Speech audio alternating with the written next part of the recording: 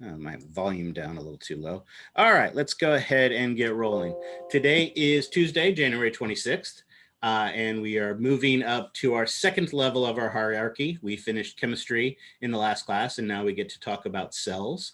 We'll talk about the anatomy of the cells in lecture, and then we will also talk about our first major physiological process in lab, where we talk about mitosis of our cells.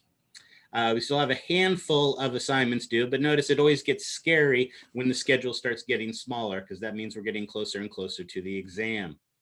You have 2 assignments due on Thursday, your Unit 3 review. Remember, the Unit 3 review is the one that's a little bit wonky, where you have all of the assignments at the bottom of the page and the review questions at the top.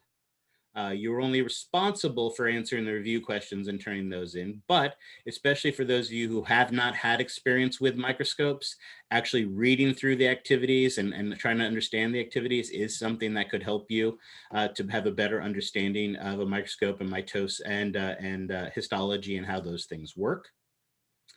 Also, to reaffirm the mitosis information, you have a labster on Mitosis Do. And like all labsters, remember, you must complete the entire activity and you must get 80% correct for full credit. And this actually brings me back to a good point along the same lines that we were just talking about for grading. The labster is directly synced with Canvas. So when you complete the activity, it shows up in your labster dashboard, but the other place it shows up is in the grade book. Now, because it imports automatically, if you get your labster 90% correct, it's only going to give you 18 points. It's only going to give you 90% of the points. So when it first imports in, you're going to see 18 instead of 20, and you're going to be like, hey, you said I get a full credit for 80% correct or more. And that is correct. I have to manually go in and change the grades up to 20% because it's automatically input. So I usually don't do that until it is due, so that way people who don't get the 80% can go back and redo it multiple times to get the grade that they want on them. But just know that when it is due, after it is due, if the grade hasn't been changed, then reach out, because then there's a problem. But typically after it's due is when I will correct the grades on that. If you do not do 100% complete, if you do not get 80% correct, then you will get partial credit. You will not get full credit for that. So if you only get 50% correct, you'll get it 50%. So you'll get 10 out of 20 on that. And again, it's free studying. I wouldn't say the labsters are fun, but they are interesting, at least related. It's the closest we can get to wet labs in this class. So hopefully that is something that'll help you to be successful. Yep, you can do the labsters as many times as you want, 3 times a day for the whole week if you want, if that's what makes you happy. Absolutely. You can do it numerous times. So it's a great study tool that way as well. Also, Thursday in class, we will do a practice lab exam. So again, you can see what to expect from one of my lab exams for that. So that is so it's going to be important to be here on Thursday for that. It's always important to be here. You'll learn that soon, but definitely on Thursday. 3 more assignments on Tuesday, your Unit 4 review and your labster. The PhysioX is also due. Remember, for that doesn't connect directly to Canvas. So you will need to do the activities, save the lab reports as PDFs, and then submit those lab reports into submit them under the assignment in PhysioX on Canvas. Sure, I think it's chapters 1 through 3. Basically, it's everything we've covered. So it's going to be cells, it's going to be chemistry, it's going to be all the orientation and directional terminology and everything along those lines. So that sounds about right. Great question. So the lab exam is going to be images. There will be pictures from your textbook, pictures from the lab manual, pictures from the PhysioX or the Labster, or pictures of models from the classroom, pictures from the almighty Google that I just may put down. And on those, you are going to be responsible for primarily identifying things. Like today, for instance, I may point at a Golgi apparatus and you need to recognize that it is the Golgi apparatus, but I could also ask you, what is the function of this structure as well? So while it's primarily identification and spelling does indeed matter, I could also simply ask you some functional questions on a lab exam too.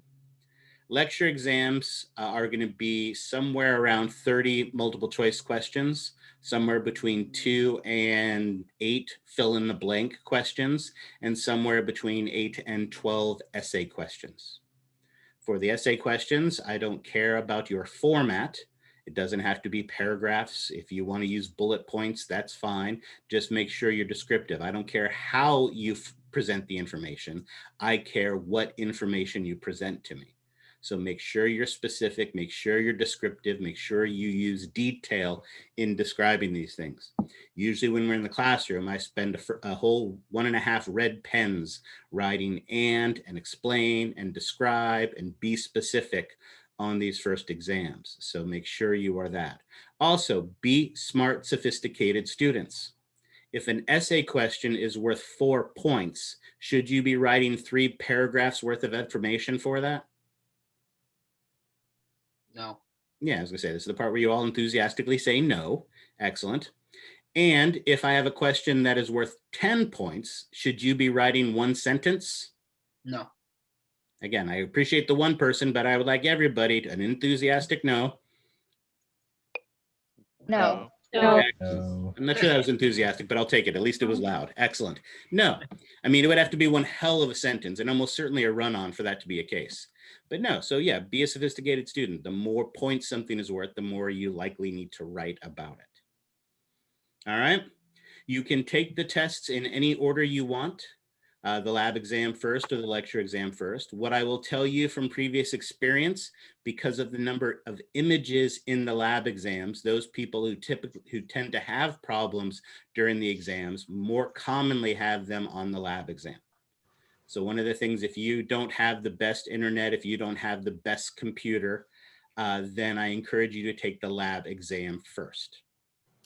Okay, because that way, and take it early during the class time. All of the exams must be completed during the class time. All right. Now, as Ariana pointed out, each exam does indeed have a time limit. So let's say that we'll go simple. Let's say the time limit for the lab exam is 1 hour and the time examiner for the lecture exam is 2 hours. Now it's going to be more than that for probably both of those, but notice that's only 3 hours of time and we have a 4.5 hour class. So you have a little bit of flexibility. You don't have to start exactly at at noon. If you want to start at noon 15 or even noon 20, that's fine. In fact, what I encourage you to do instead is start at noon, take the first exam as soon as it is available, whichever one you want to take first, then take a break in between, and then take the second one. So you have time to take a half an hour break between them and come in. So each one does have a time limit, but remember it must be completed during class time. If your lecture exam has 3 hours to take it, but you start it at 4 p.m., you are only going to have 35 minutes for your lecture exam, and then you are going to be kicked out of it. So you're just like if we were taking this in the classroom, your exams must be completed between noon and 4:35. All right. And so, yes, like it says on the board, like Amanda pointed out, on those days when you're having the exam, there is going to be no lecture on those days. Those days are just exam days. I will be available by email if you have problems. But honestly, if you have problems, I shouldn't be the first person you reach out to. If you accidentally get kicked out of the exam because you accidentally tabbed something out or something else happened and you get kicked out of the exam or you lost your internet or something like that, in most cases, you should be able to immediately reconnect. So as soon as you get your access back, get back online.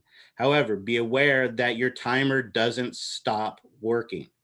So if you have an hour and a half for your lab exam and you get kicked out, don't go and take a half an hour break and then come back to finish it because you're losing that time from the exam. If for some reason you can't get into it or it's freezing or something else occurs, the best thing to actually do is to reach out to the Proctorio Tech Support. There is a button to talk to Proctorio Tech Support. They're the ones that are going to be able to help you get back in. I don't have the ability to physically put you back into an exam. They're the only ones that can help you to do that. So they're the ones you're going to want to reach out to if you have problems with that. All right. I have a question. Yeah, hold on. Before you ask that, let me answer this other one here real fast. The questions on the exam will be from the things we talk about in lecture or your homework assignments or the lab simulators or all those things. Certainly there will be information from the book, but by that what I mean is things that we have talked about. We're going to talk about mitosis. You have a lab-drawn mitosis. Being the smart, sophisticated student you are, you should guess that there's almost certainly going to be a mitosis question on the exam. However, if there is some concept in your textbook that we have not talking about yet, if there's been no homework assignment about it or anything along those lines, then it won't be on the exam. All right, go ahead. I'll answer your question now. Yeah, I was going to ask about the chemistry material. Is it going to be like macromolecules or the similar to chemistry quiz that we did? No, the whole point of that chemistry quiz, like I said at the beginning, that chemistry quiz are not my questions.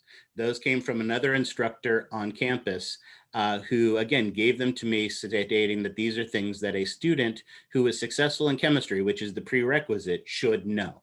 So it was a, I'm a very stick and carrot kind of person. This was a stick to encourage you to retain some of that chemistry information, or at least go back and look at it so that I didn't have to waste time talking about it. The things we talked about in lecture, the macromolecule stuff, that is the stuff that is going to be on the exam. Yeah, all that other stuff was the stuff that you should have had coming into this class. And since it was from the class that you had coming into this, I don't need to test you on that. You'll just be tested on the stuff we talked about in class. Yeah, it's a perfect example. Your chemistry chapter has a ton of information on it. You are only going to be responsible for the stuff we talked about in class. All right. Great questions. Any others?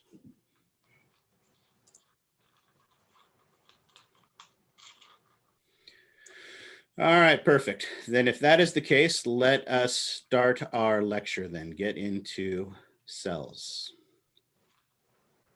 So I can close this. That. Is there an attendance quiz or? Nope. The attendance quiz was only for the first 2 days because, as I mentioned, the first 2 days are the days that if you're not here on time, you will be dropped from the class so that I can make room for somebody who does want to be here. We did have the 5 for 5 daily. That wasn't so much for attendance as was a daily quiz like you'll commonly have. You will commonly have those daily quizzes in the first 10 minutes of class to complete those 5 questions, and you'll have 5 minutes to do that. But no, there's no more attendance quizzes. I will not be taking attendance that way anymore, just because, as I mentioned at the beginning, enrollment is resolved. I cannot add any more students at this point. All right. All righty. Any other questions? All right, perfect. Excellent. All right, then. On to cells. Let's learn everything we wanted to know and more about a cell. Let me get all of my ducks in a row. Perfect. Excellent. All right. Excellent. So obviously, as we were talking about when we mentioned our hierarchy the first time, one of the big differences between the cellular level and the chemical level is that at the cellular level, we are dealing with life and everything that goes along with that life. Like we talked about some examples: growth, reproduction, metabolism, responding to our environment, right? All of those things that we talked about that are characteristics of life occur at the cellular level. Whether you have a single-celled organism or an organism like yourself made up of trillions of cells. Now, one of the big differences between a single-celled organism and yourself is to become a trillion-celled organism, your cells have to become specialized. If you are a single-celled organism and I take a knife and cut you in half, what happens as a result of that? 2 cells. Yeah, I have 2 single-celled organisms that run off and live happy lives. Does that same thing occur if I cut off my hand? If I cut off my hand, does it run off and live a happy life of its own? No. And the reason for that is that the difference between our cells and the cells of that single-celled organism is the single-celled organism is actually capable of doing all of those things that we mentioned that involve being alive. Our cells have become specialized. And when you become specialized, you become reliant on each other, right? The cells at the surface of my hand are able to get all the oxygen that they need just from absorbing it from the environment. But what about the cells way in the middle of my hand or in the middle of my body? Can they get the oxygen they need just from diffusion from the outside world? No. So how do things like my liver or my spleen or the muscle deep in my hand, how do they get the oxygen that they need? Respiration. Oh, okay. Yeah. Well, all right. Lungs are the start of it, but the lungs get it to the inside. But how do we actually get it to the liver? From the blood. Yeah, the blood carries it. The cardiovascular system carries it, right? So our cells have become specialized, and when they become specialized, they become interdependent. They have to work together. And just out of curiosity, how many specialized cells do you think we have in the body? In a human body? Go ahead and write your numbers in the chat window. How many? 50, 10, 3? All right, let's start going through it. We got eyeball cells and toenail cells, 1,000, over 200, hundreds, millions. Okay, we have millions of cells, but I mean different types, right? Absolutely have millions and trillions of cells, but I mean like we have eyeball cells and we have toenail cells and we have liver cells, the different types of cells. A couple of you guys got it pretty much on the nose. In humans, we have over 200, wow, 267, that was really precise. That may actually be close to being right. Absolutely, we have over 200 different types of cells in the body. And again, we already named some of them, eyeball cells, liver cells, toenail cells. Here's a pretty picture that kind of shows us some of these cells as well. Here we have some nerve cells. These are some of the longest cells of our body. You have some nerve cells that start in the small of your back and go all the way down to your big toe, about 1 meter in length. Right, smooth muscle cells that can change their shape for movement. Cells like the red blood cells specialized for transportation, epithelial cells that can move stuff along their surface, and even the spermatozoon, who is able to actually propel itself, the only human cell that can actually propel itself through space that way. So we have all these different types of specialized cells, and this is just in humans. What about in other animals? Do other animals have specialized cells that we don't? Come on, what's the obvious answer? Yes. Yeah, absolutely. And don't even get me started on plants. Plants are almost like a whole other different type of species with all sorts of weird kind of cells and things that are very, very different from us as well. So there are hundreds and hundreds of different types of cells found on the surface of the planet. However, there are some basic rules that all of those cells have. And that's really what we're going to focus on. Right now, we're going to be focusing on the general information about general cells that all cells at least start with. And then as we work the way through the class, we can talk about some different types of specialized cells. Now, of all those hundreds and hundreds of different types of cells that are found in the world, plants and animals and humans, they all fall into one of two categories. What are those two categories that all cells fall into? Mammals and plants. Okay, so definitely there are big differences between animals and plants, but then we have things like fungi that are in between and other things like that. So it's not quite like that. What else? Amanda spoiled it for me. Someone always gets prokaryotes and eukaryotes. That's always a good one. That is definitely a way that we can divide them. But when we're talking about species like our cells, absolutely, the two types are somatic cells and sex cells. What is the difference between a somatic cell and a sex cell? What does soma actually mean? Anybody know? I know a couple of you have taken medical terminology. What does soma mean? Ariel's got the right idea. Soma means body. Somatic cells make up your body. So then what do sex cells do? They make your body. Well, they make somebody else's body, right? Oh yeah.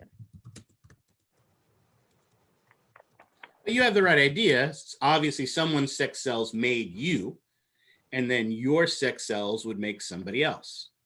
Absolutely. So when we talk about the two types of cells, from a functional standpoint, really, we're talking about somatic cells and sex cells.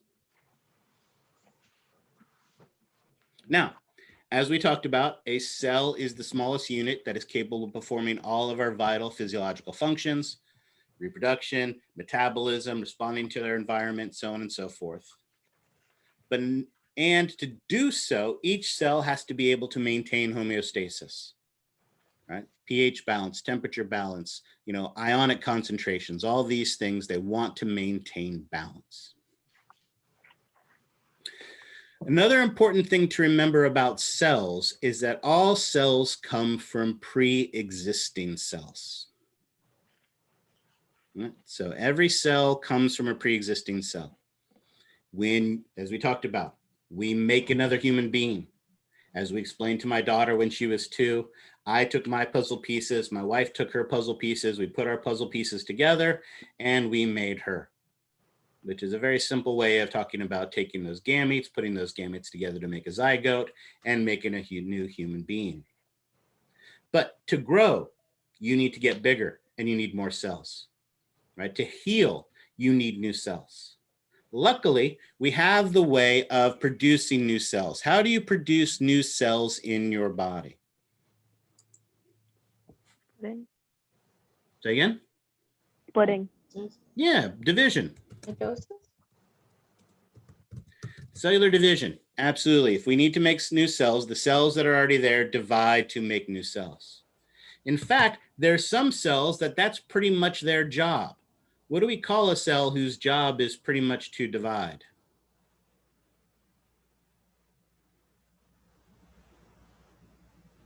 I know you know the answer, even if you don't think you know the answer. Someone's got it. It's like reproductive or something. No, not quite reproductive. Stem cells. There's the magic word I was looking for. Stem cells. Now, I know when I say stem cells, people want to go run and grab their pitchforks, right, and torches, because boo, dead babies, stem cells are bad, they're evil, right? But let's be more precise. What is a stem cell? There are really 2 criteria for a stem cell. The first is that the stem cell is undifferentiated.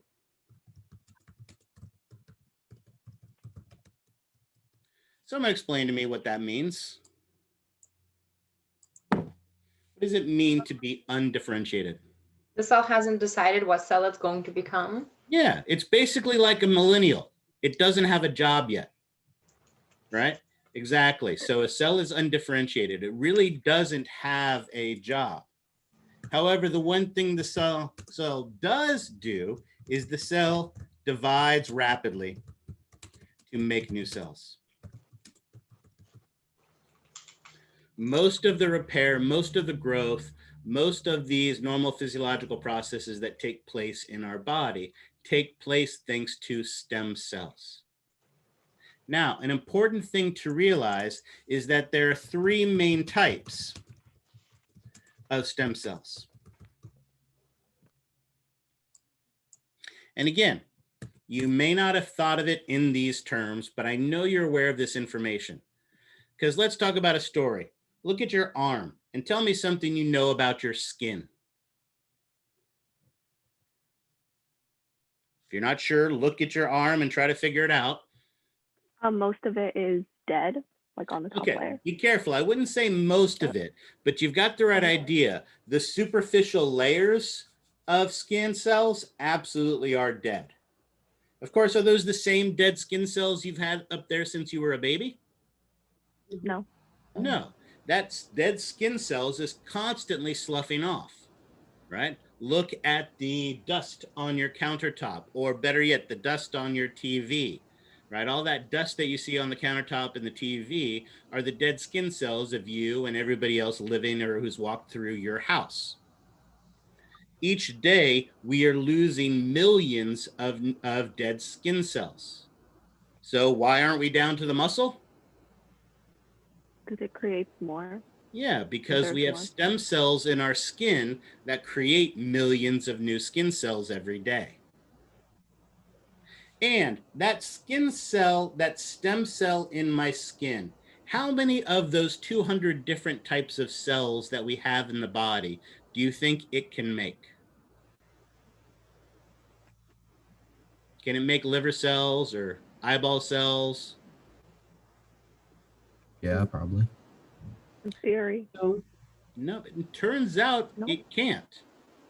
In Okay. fact, the stem cells in your skin can produce one and only one type of cell.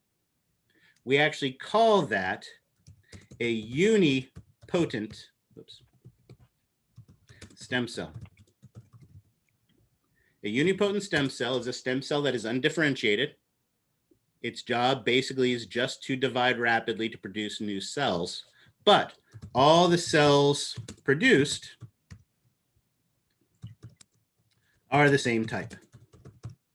So it can only produce one type of cell.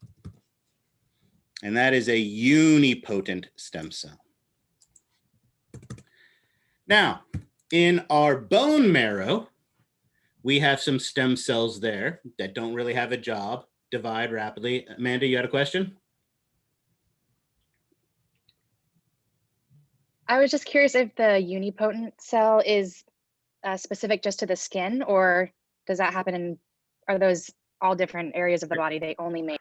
Great question. There are other unipotent stem cells in the body. So yes, there may be a unipotent stem cell in another part of the body. For instance, like in your liver, there may be a unipotent stem cell that only makes stem cells. All right. So yes. So unipotent doesn't mean it just makes skin. It just means that there's a stem cell that when it divides, it only makes one type of cell. The ovaries and the testes, the stem cells in the ovaries and the testes are unipotent. They only make one thing. They only make eggs. They only make sperm. All right. So there's lots of examples in the body, lots of them. However, in our bone marrow, we have a special stem cell called a hemocytoblast. You don't have to know that name. Well, at least not till we get to 431. You'll need to know it then. But it is responsible for producing all of the cells related to blood, meaning it can make red blood cells. It can make all 5 types of white blood cells, and it can even make the cells that form our platelets. So it makes all the cells associated with our blood. But can it make skin cells? Can it make liver cells or toenail cells or eyeball cells? No. So that type of stem cell is what we call a pluripotent stem cell. A pluripotent stem cell is a cell that can produce a small range of cell types.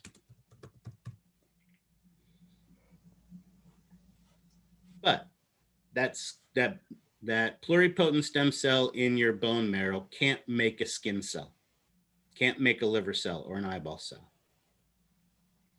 Every single person in this class has thousands, if not millions, of stem cells in their body right now, doing all the work of making new cells to keep you growing, to repair you, to heal you, to do all those types of things. I make a point of emphasizing this because when most people use the term stem cell, they're thinking only of the third type of stem cell. The third type of stem cell is an omnipotent stem cell. And guess what an omnipotent stem cell can become? Anything? Anything. These can produce any type of cell of the body. Now, does anybody here in the class have omnipotent stem cells inside of them? Well, technically that might not be true, Madison. If someone was pregnant, they would have omnipotent stem cells inside of them. They wouldn't be their omnipotent stem cells, but they would technically have them inside them. But absolutely, you have the right idea. These are the ones that are found in the embryos and the fetus.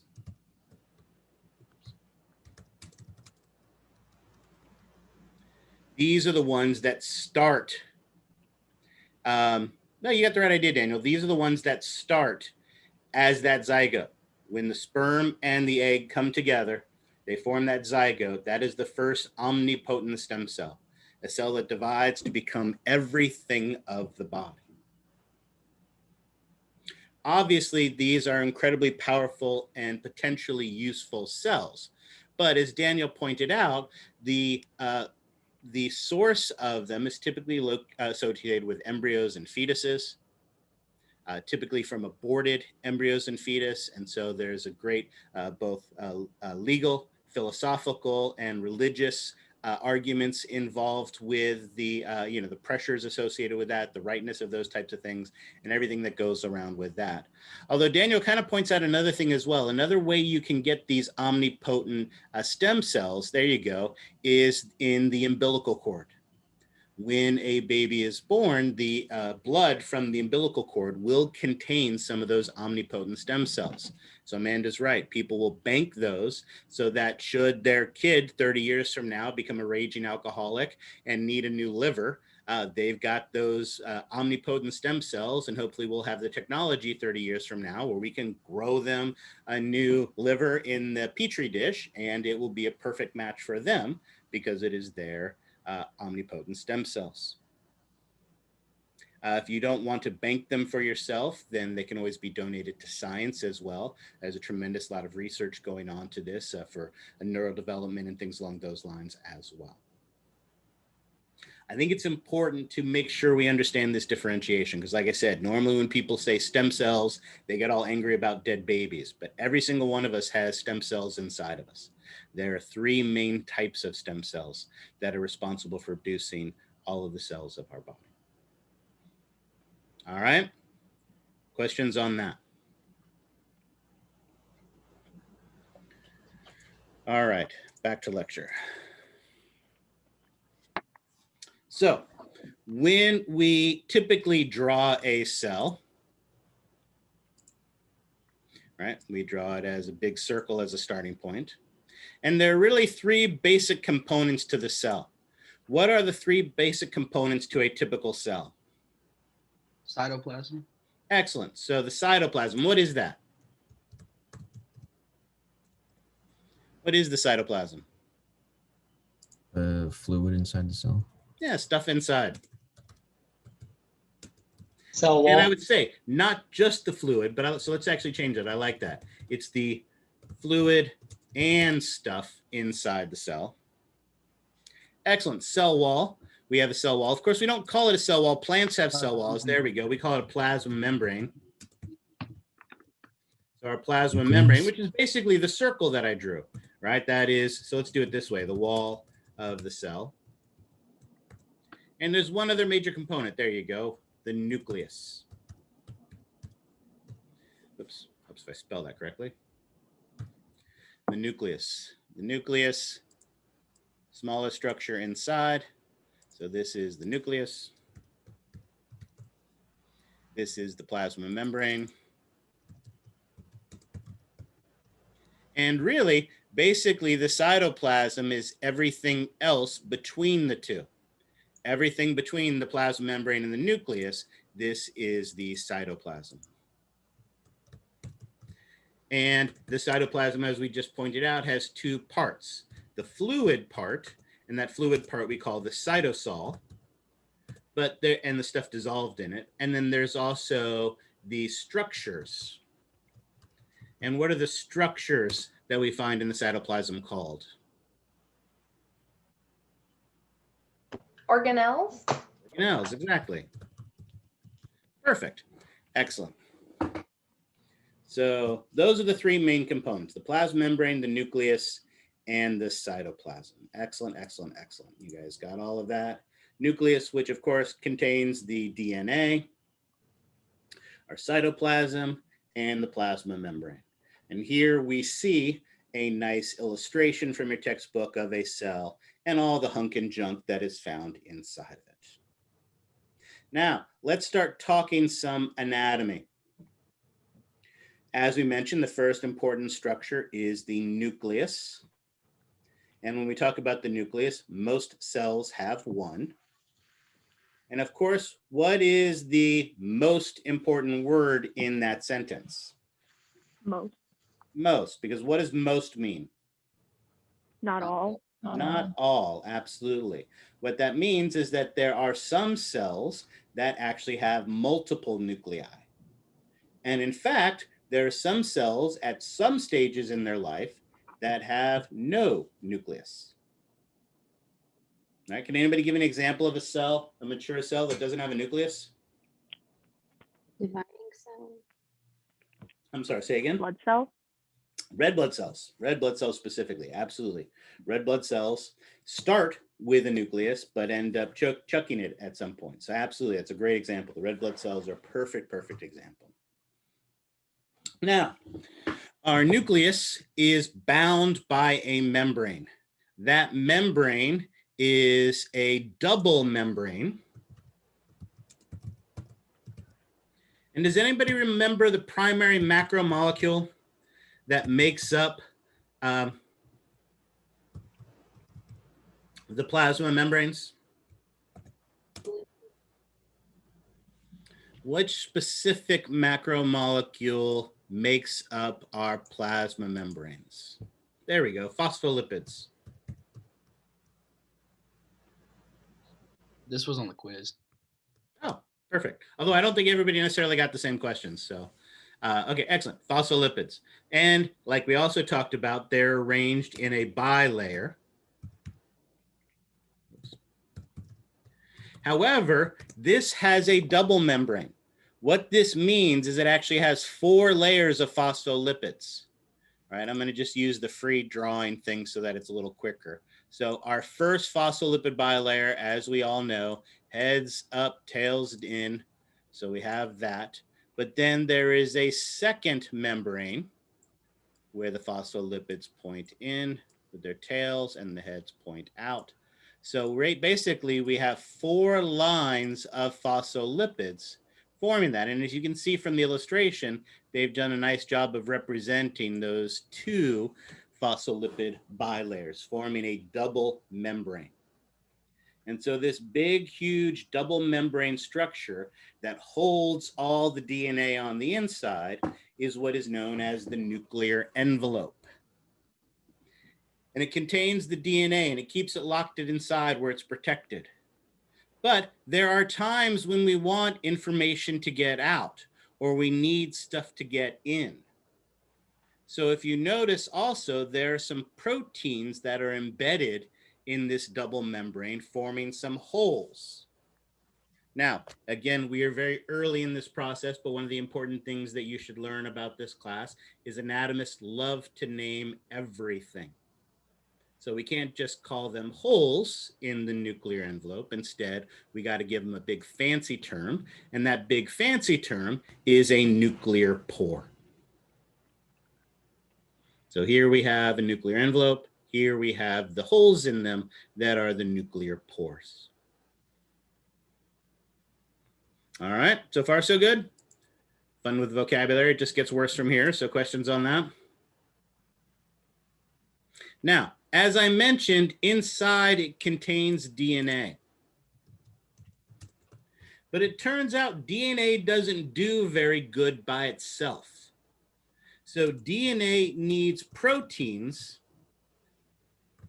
to help it, to protect it, to stabilize it, and to allow it to fold up. So what happens is we have this loose bundle of DNA and proteins. Oops. And as I said, we could keep just calling it a loose bundle of DNA and proteins, but as I pointed out, anatomists love to name everything. So they have given the name of this as chromatin. So chromatin is this big fuzzy cloud of material that we see here inside the nucleus. It's kind of like a big bowl of spaghetti. And that's part of the problem. How many people here have shared a bowl of spaghetti with somebody else? Anybody shared a bowl of spaghetti with somebody else? Excellent, right? You get to do the whole, Never again. I can't even think of the show now, where Lady and the Tramp, where you get Lady to and the cut Tramp. the noodles and meat in the center. Right.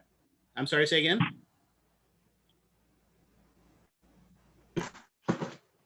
Okay. Now, one of the easy ways to do that would be to just take a knife, cut the noodles in half and split it that way. But remember that in this case, when a cell is ready to divide, do we want to just take the DNA, cut it in half and hope for the best? No.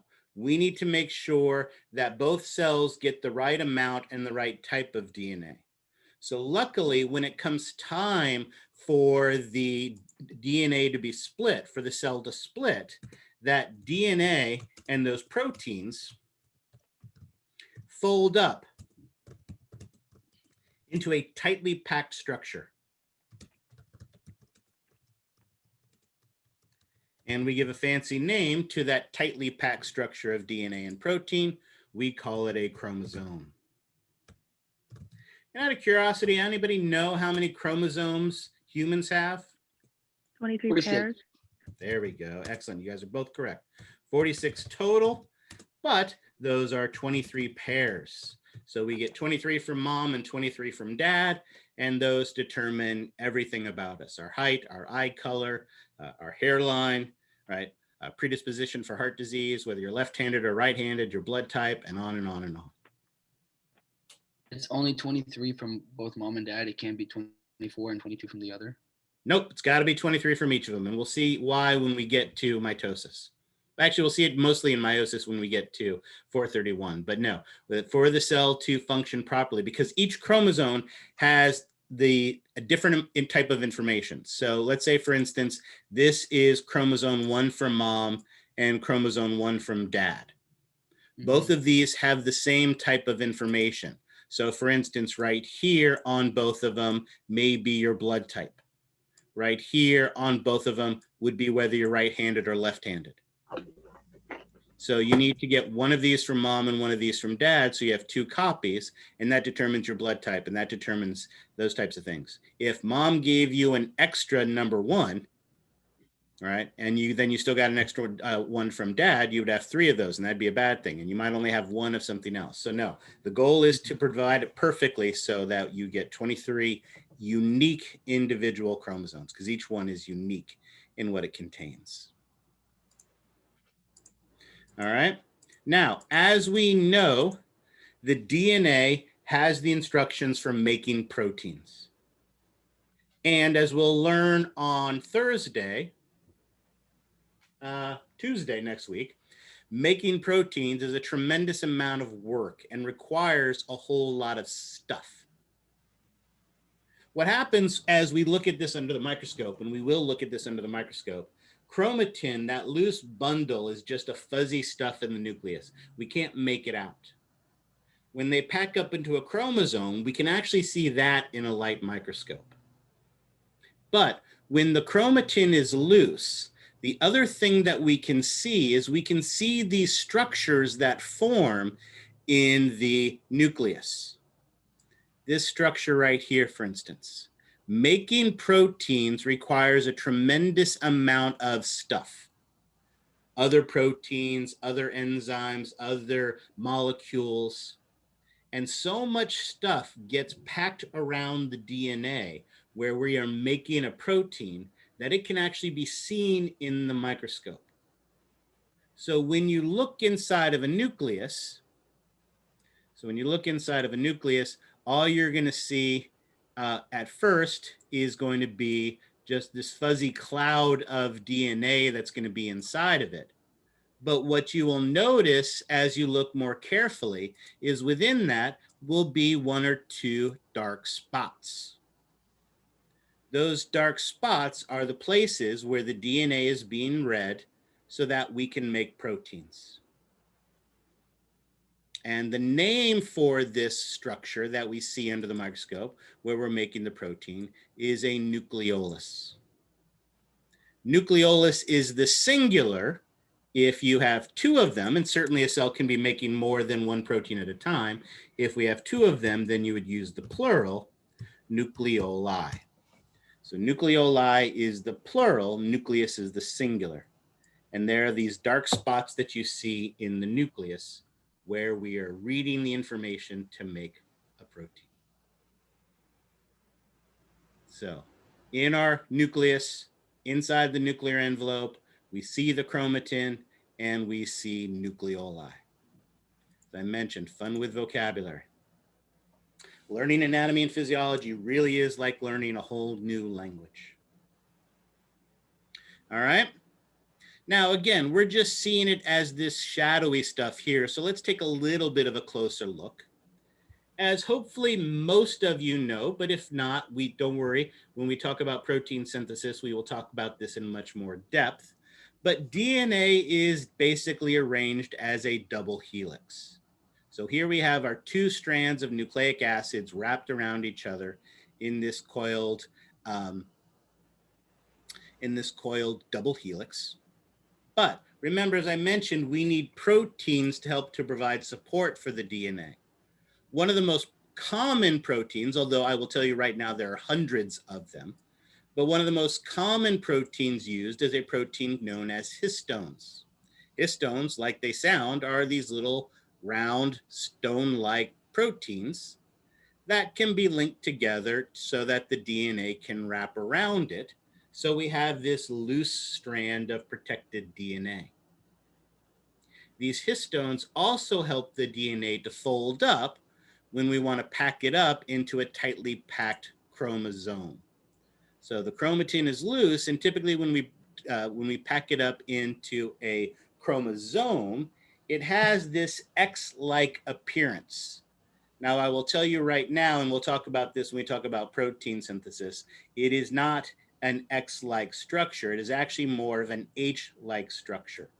We have two identical strands of DNA and of the chromosomes that are held together in the center by a protein. So you can see why it has kind of an X shape, but it's really an H shape where we have the two copies held together in the center. So people often draw them as X's, but really H is a more accurate representation. So it only folds up into chromosomes when the cell is going to divide. And as we pointed out, humans have 46 chromosomes. 23 you got from mom, 23 you got from dad. All right. Questions on that? All right, like I said, we'll talk about the DNA in more depth when we start talking about actually mitosis today, but also protein synthesis as well. We'll talk about all of those processes there. That is it for the nucleus that I want to talk now. We need to switch gears for the cytoplasm, but this is probably a good stopping point. This is a good, because again, this is a very vocabulary dense lecture. So now it's probably a good time to take our first break. So let's go ahead and take our first break here. We'll take a 15-minute break. So let's come back at 1:20, and at 1:20 we will restart, and I will start the recording at that point. So any questions on the nucleus before we take our first break?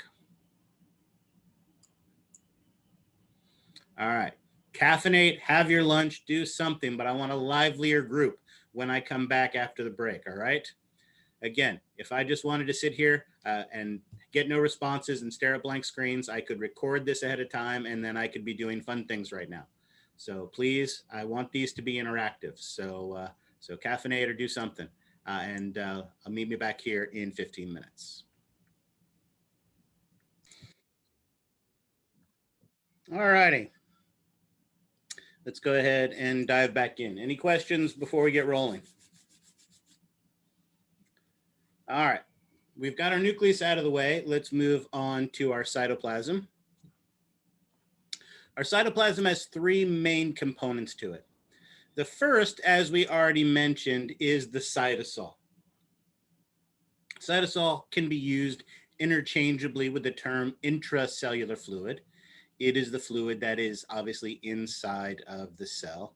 And of course, all the stuff that is dissolved in it. It makes up about 55% of the cell's volume. So the cell is 45% stuff and 55% fluid.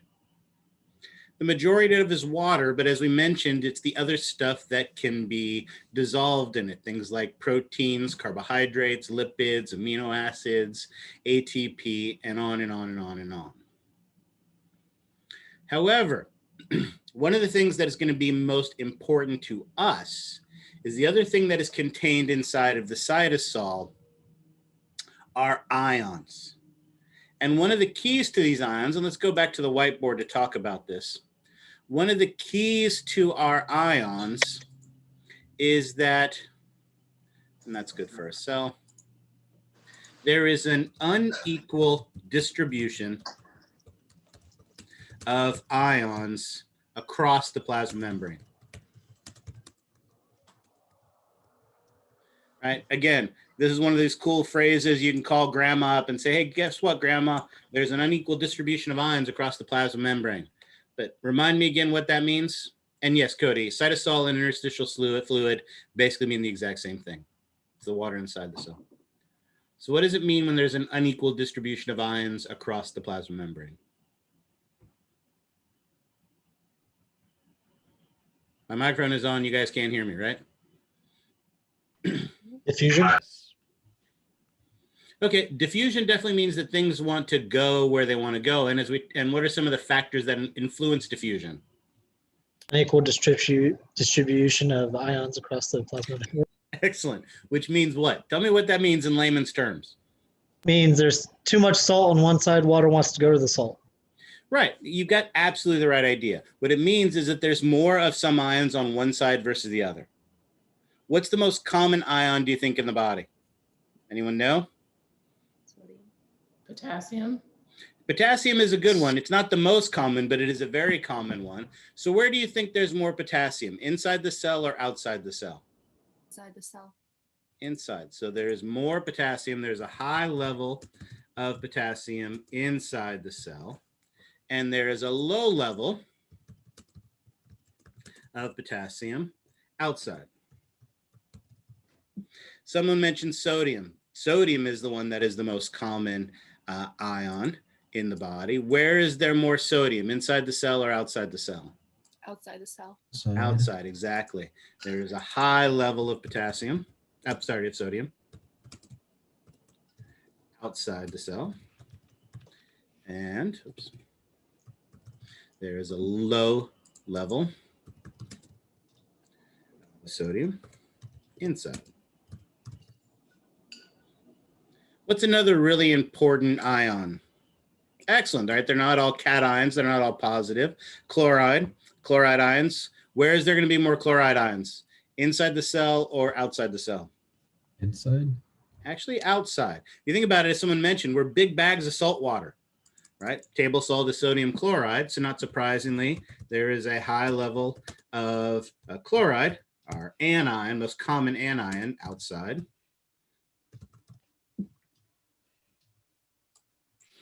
And we have a very low level of chloride inside. And there's one more really important cation. What do you think that other really, there it is, calcium, absolutely. Where do you think there's more calcium, inside the cell or outside the cell? Inside. Well, here's something we need to learn about calcium.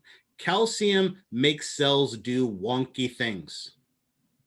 If we want a cell to contract like a muscle cell, we need calcium. If we want a neuron to produce an action potential, we need calcium. Calcium makes cells do wonky things. And do cells necessarily want to be doing wonky things all the time? No. So what happens is we have a high level of calcium outside the cell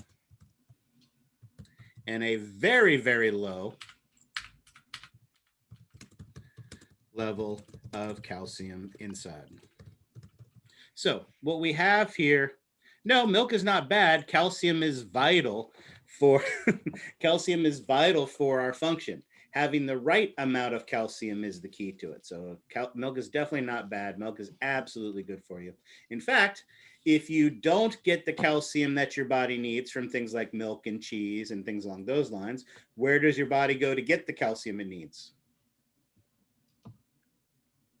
From Your bones. From your bones, absolutely. So it's going to take it out of your bones, absolutely. So getting appropriate amount of calcium, absolutely important. But this unequal distribution of ions gives us the ability to do work. We're going to be able to do work with this cell because of the unequal distribution of these ions. Sodium is going to want to come in, potassium is going to want to go out. These things are going to want to move, and we can use that to our advantage to do work. All right. Oops. Let's go back to the lecture. So we have this unequal distribution of ions, like a high level of potassium inside and low levels of sodium inside, and then different outside. Now, again, these are things that all cells have. All cells have a high level of potassium. All cells have a large amount of ATP and proteins and carbohydrates and things along those lines. But not every cell has the same function. And so many cells that have specific functions are going to have specific substances inside them that allow them to do their specific work. And again, we're going to give a fancy name to all this specific stuff. We call them inclusions. We've actually talked about some examples of these already. For instance, we have talked about how, where's my annotation? Here we go. Things like red blood cells have the special protein hemoglobin. Remember, hemoglobin we said is what binds and stores oxygen, allows it to be transported throughout our body. So not every cell in our body has hemoglobin in it, but red blood cells definitely have a lot of it.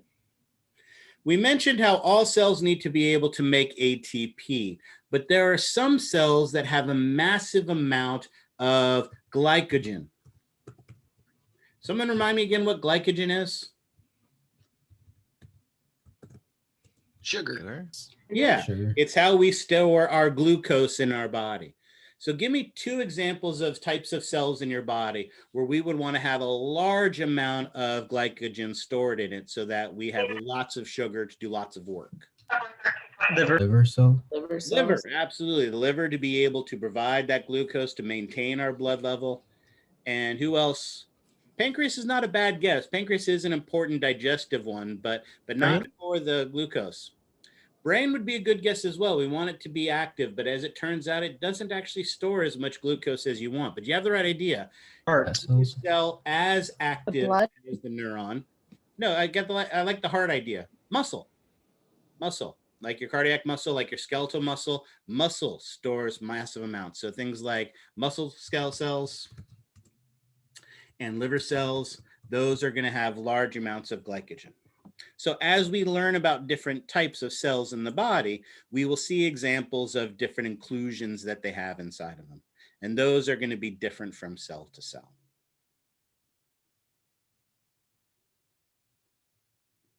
The last thing we find in our cytoplasm is, as we mentioned earlier, our organelles. And organelles come in two flavors, membranous and non-membranous. And what do you think the difference between a membranous and a non-membranous organelle is? One has a membrane that surrounds the organelle. Yeah, exactly. One has a membrane and one doesn't, right? They don't have to all be tricky questions. Absolutely. So some organelles have a membrane that wraps around them and some do not. All right. Excellent. So let's take a look now at some of the different organelles we can find in the body. And we will start first with the non-membranous ones. All right. The first non-membranous organelle we need to talk about is an organelle called a centrosome. As you look at this picture from your textbook, you can see that the centrosome has two main components.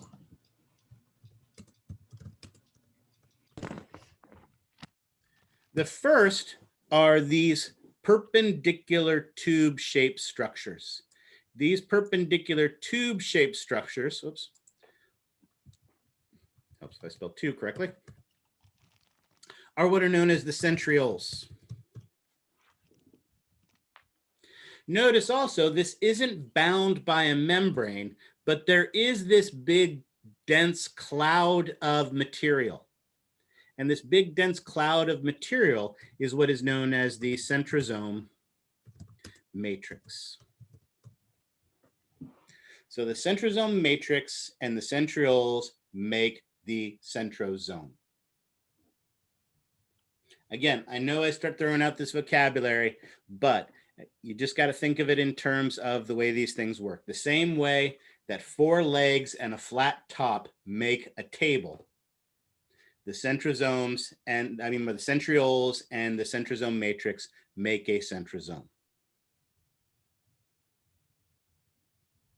Now, the centrioles of the centrosome are sometimes referred to as the microtubule organizing center. Guess why they're called the microtubule organizing center? Does all the microtubules run to it? Yeah, because it organizes microtubules. Absolutely. And in fact, that's what our illustration here is trying to show. These microtubules are structures that are known as spindle fibers, also known as spindle fibers.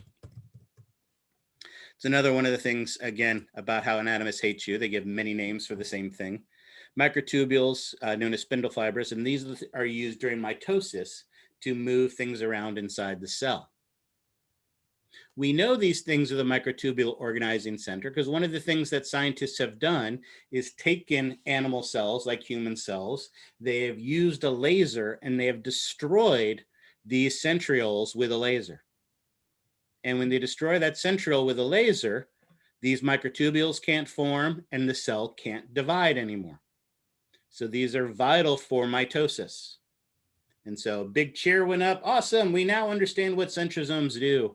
They separate cells, separate the DNA in the cells when it's time for the cell to divide. Hey, look, I got some plant cells over here. Let's destroy their centrosomes and watch them not divide. And they did that. And guess what happened? They didn't divide. No, they did divide. The plant cells did divide. So for whatever reason, centrosomes are vital, centrioles are vital for division in animal cells, but not plant cells. And we don't know why. But the good news is everybody in this class is an animal and not a plant. And so the good news is that we know that those centrioles for us are going to be vital for cellular division. Now, as I keep pointing out, this is a massive amount of vocabulary. All right. As I've said many, many times, people get things wrong on the exam, not because they don't know the information, but because they don't read the questions carefully. You have to read the question carefully to answer it correctly. The reason for that is this is a picture of a model. Normally at this point in the class, I grab this model off the shelf and I put it on the desktop and we talk about it here, but instead I've got a picture of it that we can talk about. Often, and I guarantee this is a picture of a model that is in the classroom you would normally use and will be on this exam. But the challenge with this is that often I could have an arrow pointing at something and there could be 2, 3, a half dozen different questions that I could ask. I will be very precise about the questions that I ask, and I expect you to be equally precise in your answers. Here's a perfect example. Let's say this is the first question on your lab exam, and I ask you to identify the organelle. What organelle am I pointing at right now? Please. Nucleus. Nucleus. Excellent. But what if instead I ask you to identify the structure? What structure am I pointing at? Nuclear envelope. Nuclear membrane. Nuclear envelope. Nuclear envelope. Excellent. What if instead I asked you to identify the primary macromolecule that forms this structure? Phospholipids. Phospholipids. Excellent. Right? So notice I will be very precise with my wording. I expect you to be equally precise in your answers, right? There's one other important thing to remember. Is the nuclear envelope in a cell really blue? No. No. No. This was an artist's interpretation. When we look at models, when we look at illustrations, you are seeing an artist's interpretation of that information. And sometimes it can be fairly accurate, and sometimes, well, we won't say they get it wrong, but we'll say sometimes they use some interesting artistic license. Let's look at another example. Identify this organelle. The centrosome. Centrosome. Excellent, right? Maximilian, if instead I had asked you to identify the structure, then what would you say? Centriole. Centriole. So this is the centriole. There are two centrioles here. Remember, they make up the organelle that is the centrosome. Now, isn't there supposed to be another part to the centrosome? What is the other structure that we're missing here? The microtubules. Well, shoot, but remember, the microtubules only form when the cell is dividing. But remember, a centrosome was made up of two things, centrioles and something else. What was that something else? The matrix. The matrix, a dense part of the cytoplasm. Did our artist here give us a dense part of the cytoplasm? No. No. So obviously I can't ask the question of what the centrosome matrix here, because this one doesn't have one. This artist decided not to show us one. Luckily, there are plenty of other models, like this one that's in the classroom. Notice also with this one, I could have my arrow. I could have it pointing here at this yellow thing. And again, I know it's a slightly out of focus, but these are two perpendicular tube-shaped structures. So guess what structure I am pointing at right now? Centrosome. Well, the structure I'm pointing at is the, Matrix.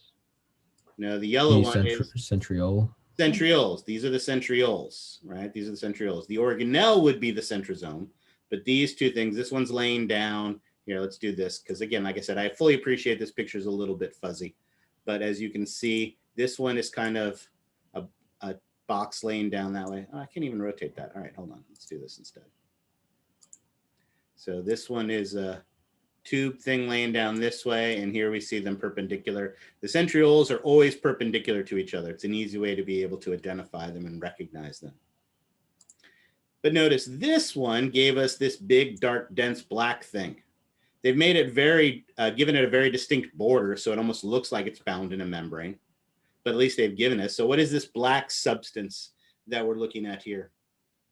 The matrix. Matrix. Yeah, the centrosome matrix, absolutely. So this would be the centrosome matrix. And then of course, collectively, what organelle are they again? The centrosome. Centriole. What's this structure? Nucleus. Nope. Nucleoli. Nucleolus. Nucleolus, excellent. Oh, I'm going to go back to the previous model. Whoops. There we go. Previous model. Let me get rid of these things now. That. All right, what's that there? Nucleoli. Yeah, well, it's just pointing to one, so it'd still be a nucleolus, but you got 30. Honestly, on the exam, if you put nucleoli instead of nucleolus, I'd still give you full credit for that. Eventually, you'll want to be able to distinguish singular between plural and singular, right? And of course, this red steel wool stuff, what does that represent? It's the chromatin. Chromatin, excellent, right? See, fun with vocabulary. So again, we always have to remember, I will give you, these are things that are in the classroom. These are things that, again, I'm showing you should be familiar with, but I have no problem showing you something that you've never seen before. I may find some novel picture off of Google, because your goal, I will use the pictures from your textbook. I will use the pictures from your lab manual, from PhysioX, from the other resources on that. But the goal in this class isn't to memorize the pictures in the textbook. The goal in this class is to understand this information. So as long as I give you what I believe to be an obvious example of something, I don't care whether it's something you've seen before. You should be able to figure it out as long as it is obvious. All right. But it'll always be obvious. Like I said, I'm not going to ask you for the centrosome matrix using this picture because it doesn't have one. It's what I love about this class. I don't have to be tricky. This class is hard on its own. So I can be simple and I can be straightforward, and you're still going to have to work really hard to be successful. Even with me being completely simple and completely straightforward, you still got to work hard. So, great question. So for nucleoli, I would simply need 2 arrows. Identify these structures, plural. Then your answer would be nucleoli. Notice this one does indeed have 2 nucleoli, but notice the next one, oops, doesn't. It just has the one big red one. All right. Questions on that? Are the nuclear envelope and nuclear membrane the same thing? Great question. So what I would say in this case on the exam, typically that would be the kind of answer that I would give you okay to. One of the things that I've learned as I've taught this class is that students only pay attention to the questions they got wrong.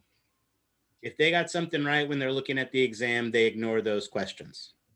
So when I give you an answer like, okay, that's my way of telling you, I understand what you're saying with this question. It's pretty much right. And so I'm giving you full credit for it.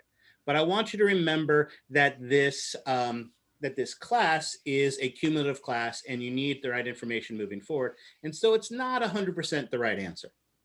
Nuclear envelope would be a more acceptable answer, but if you put nuclear membrane, I would give you an okay for that and you'd get full credit for that. But nuclear envelope is more appropriate answer. Okay? Mhm. Excellent question. Any others? Is there somewhere like in the book or in the lecture notes where you have like a picture of like the one you just gave us with everything labeled so that we could look at it and So see? the 2 things I'll remind you is absolutely you've got pictures from your textbook and your lab manual and you can find them online. You can actually, if you go to the Master in A&P, there are cell labeling activities where you can actually find pictures of cells and label them that way. The other thing when it comes to like models and stuff like that, remember,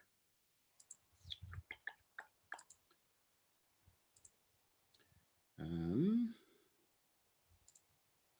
want to share this. When you go to our modules,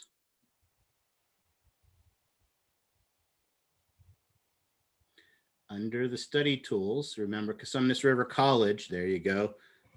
Tulisi's already stolen my thunder. Excellent, I love that. I love that when people look at it. When you go to the virtual anatomy lab on their site, they have a ton of pictures of the charts and the models that are going to be in the classroom. And lo and behold, if you click on cell structures, the very first thing that pops up is that model that I just showed you. And when you click it a second time, it shows you the labels. Yep. Thank you. Excellent. Oh, and that also brings me to another good point. I didn't think of that. So notice here, as I mentioned before, even though the answer's here, I don't care because it's the point. If I have my arrow and I'm pointing here and I ask you to identify that structure, what structure did we say that was again? Nucleolus. No, the structure, my arrow, the red arrow that I just put on here. What's this red arrow that I just put? What is that? What structure is that pointing at? Nuclear envelope. Nuclear envelope. Notice if I move it a little bit to here now, I can now ask you to identify the space.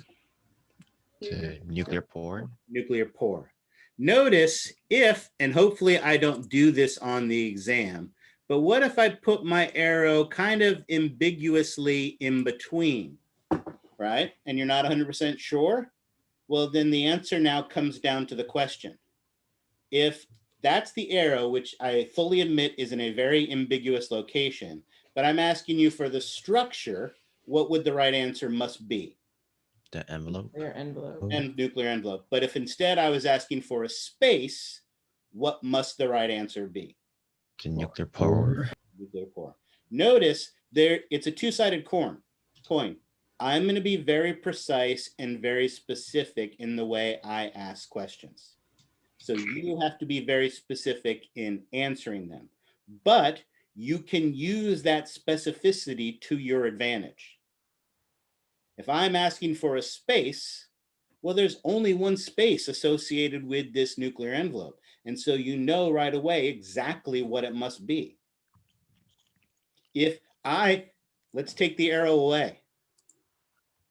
If I ask you to identify a structure, is nucleus ever going to be the right answer to that? No, because the nucleus isn't a structure. What is the nucleus? Organelle. An organelle, right? So again, being the sophisticated students you are, you know if I'm asking for a structure, nucleus can't be the right answer, centrosome can't be the right answer, Golgi apparatus can't be the right answer, because none of those things are structures. All those things are organelles. So it works both ways. I'm going to be particular, but you can use that specificity to your advantage to help you to answer these questions. All right.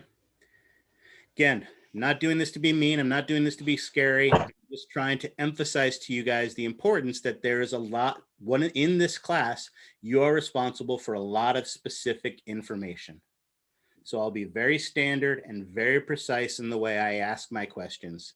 You just have to be equally precise in your answering of them. All right. Well, it is a little confusing because when I took the bio class, they never called, for example, ribosomes organelle because they don't have membrane. So if it doesn't have a membrane, it's not an organelle. That's No. how. So here's the two things I would say to that. First, you're 100% correct. A ribosome is not an organelle. A ribosome is a structure. But not all organelles are membrane bound, right? We just finished talking about the centrosome. The centrosome is not bound by a membrane, but it's still an organelle. We're about to talk about two other organelles that are not bound by membrane. Yes, most membranes are bound by membranes, but not all of them. So yes, and you're right. A ribosome is not an organelle. So I agree with you on that. But we haven't got to those yet. We'll get to them soon. All right. All right, let's keep going through unless there's more questions. I love these questions. Any more questions? All right, excellent. All right, back to lecture. Perfect.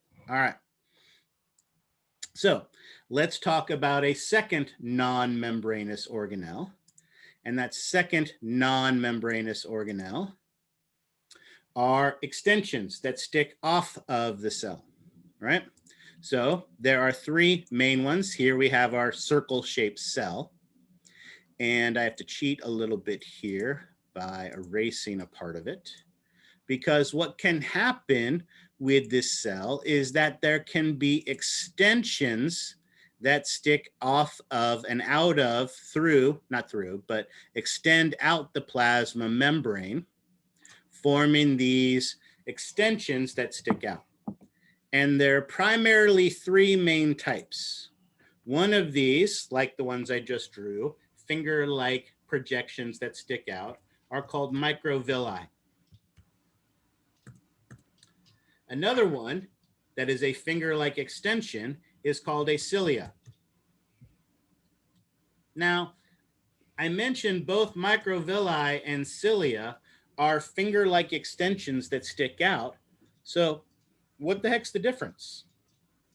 I think one of them moves. Exactly. One of them is motile. Any idea which one it is? The second one? Yeah, cilia. Cilia, exactly. Cilia are motile and microvilli are non-motile. That is going to be the big differences between them. All right, excellent. So let's take a look at those. Cilia, short hair-like projections that are responsible for moving substances, and microvilli, which are non-motile. Now, cilia move in a wave-like function, and this actually is a great point emphasis that some of the questions that were asked earlier. Knowledge is always important for knowledge's sake. And if you are so inclined, in your textbook actually does an excellent job of describing the 7-step process by which a cilia does its wave-like motion. Very interesting information, but we're not covering it in class. It's not going to be on the exam. If you want to read it knowledge for knowledge's sake, feel free to do so, but it's not going to be on the exam. So it's something that's in your textbook. We're not talking about in class. You're not going to be responsible for, but it's interesting. If you want to look at it, you can look at it. But the point of those cilia are to move substances across their surfaces.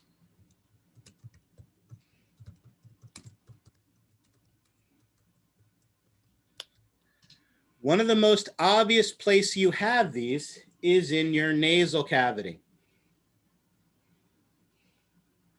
Two, I'm sorry, what? Two L's in microvilli. Did I spell it with one L at one point? Again, when I'm typing, don't take my spelling for granted when I'm typing. I'm not a good typist. I have to look down while I'm typing, and especially even if I'm looking down and typing while I'm talking, I make many, many spelling errors when I'm typing. So don't pay any attention to what I write. Or at least don't take what I write for the spelling. I misspelled two earlier. It was TWP. So at least that one I caught. I try to catch them. I don't catch all of them, but thank you for catching that and asking that question. I appreciate that. Your nasal cavity. You are constantly producing mucus in your nose, and you have these cilia in your nasal cavity that are moving it to the back of your throat so that that mucus can either be swallowed or it can be spit out. And it's happening all the time, and we don't think about it until it's a morning like today. Anybody go out for a walk at 6 o'clock this morning when it was 29 degrees outside? Anybody? Well, Yep. Yeah, it was a freezing. couple of you did. Excellent. After you're about 15, 20 minutes out on that walk when it's super cold, what starts to happen? Snot? Yeah, your nose starts to run. The reason your nose runs is those cilia are very sensitive to the cold. And when it's cold, they start to slow down. And as they slow down, they're not effective as moving the mucus. And so the mucus starts to run, right?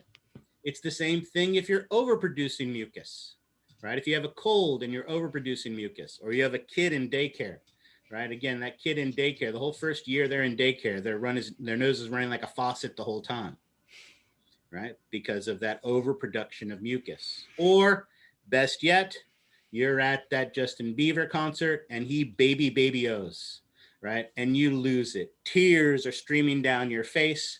Of course, many of those tears are also going down your lacrimal duct into your nasal cavity, mixing with the mucus. And so not only do you have tears streaming down your face, but now you have snot running out your nose. But don't worry, Justin's still up.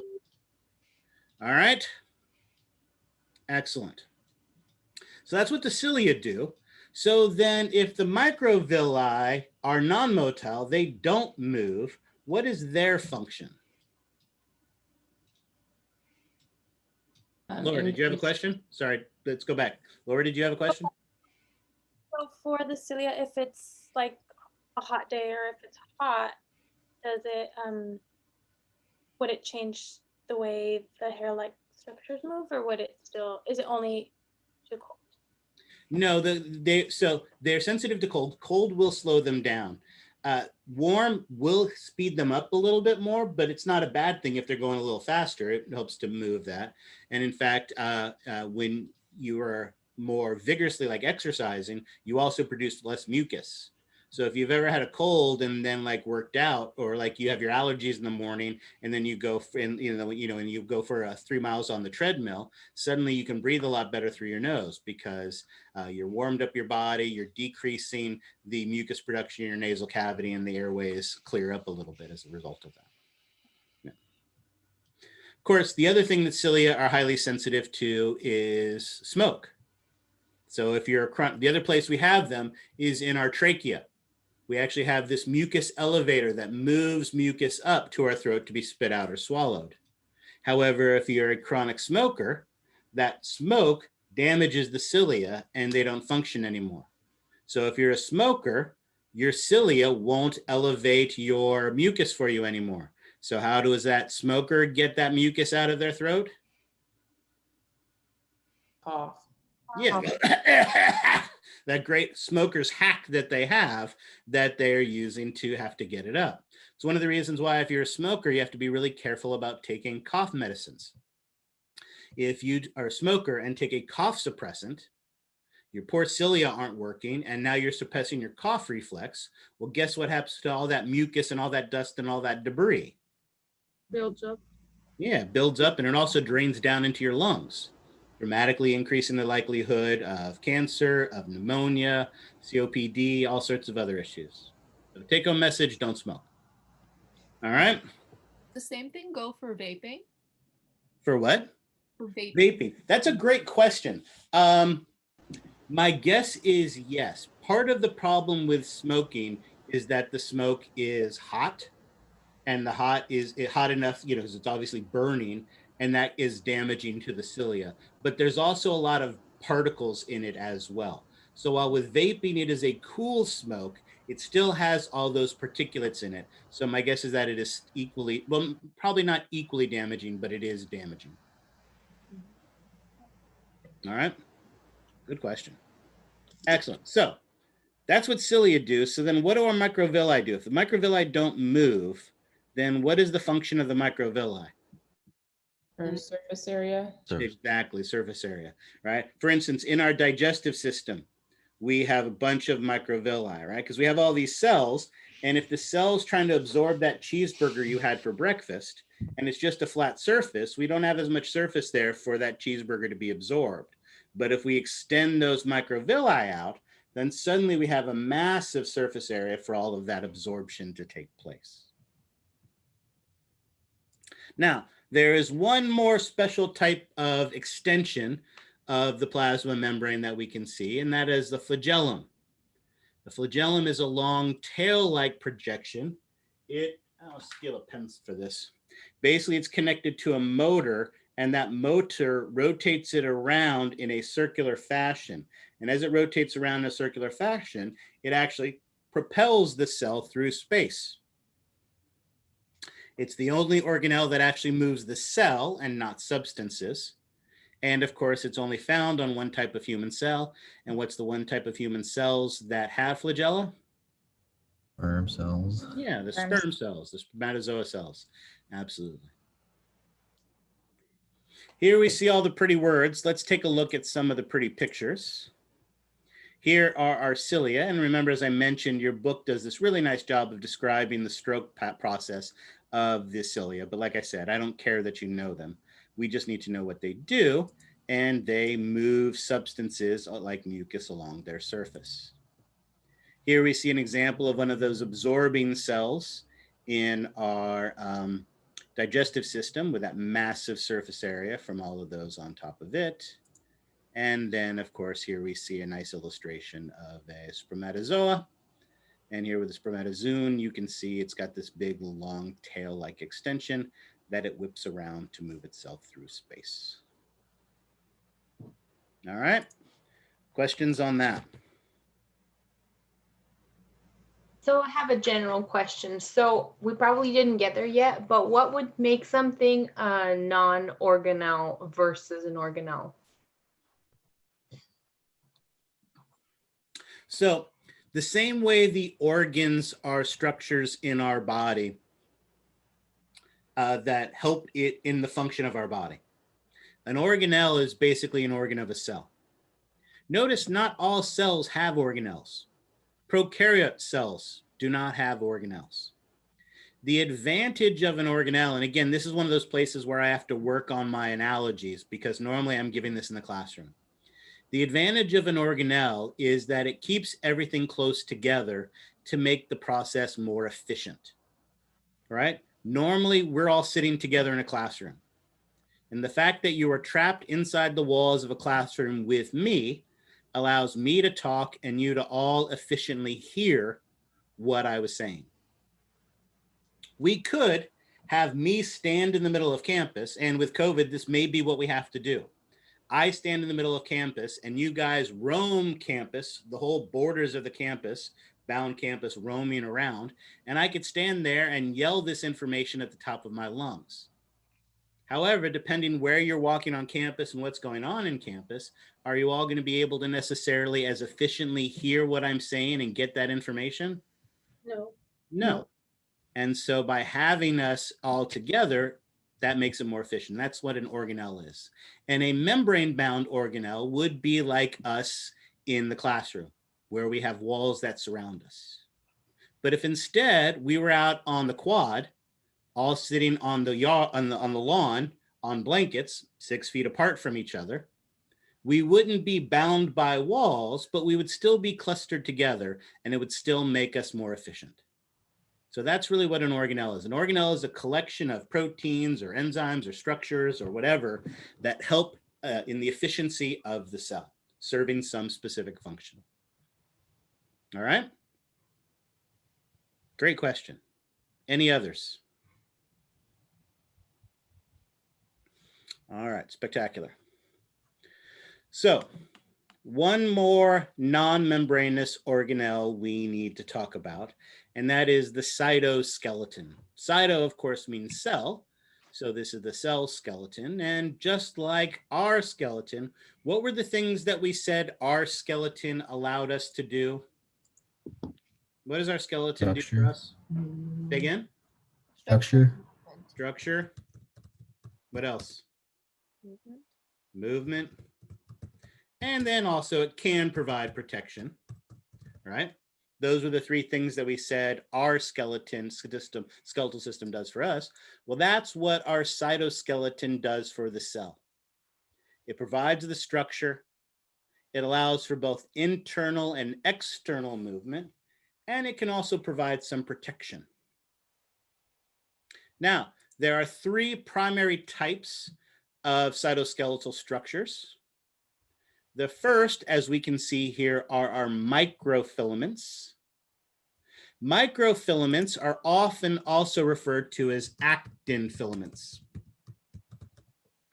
And that's because guess what proteins microfilaments are made up of?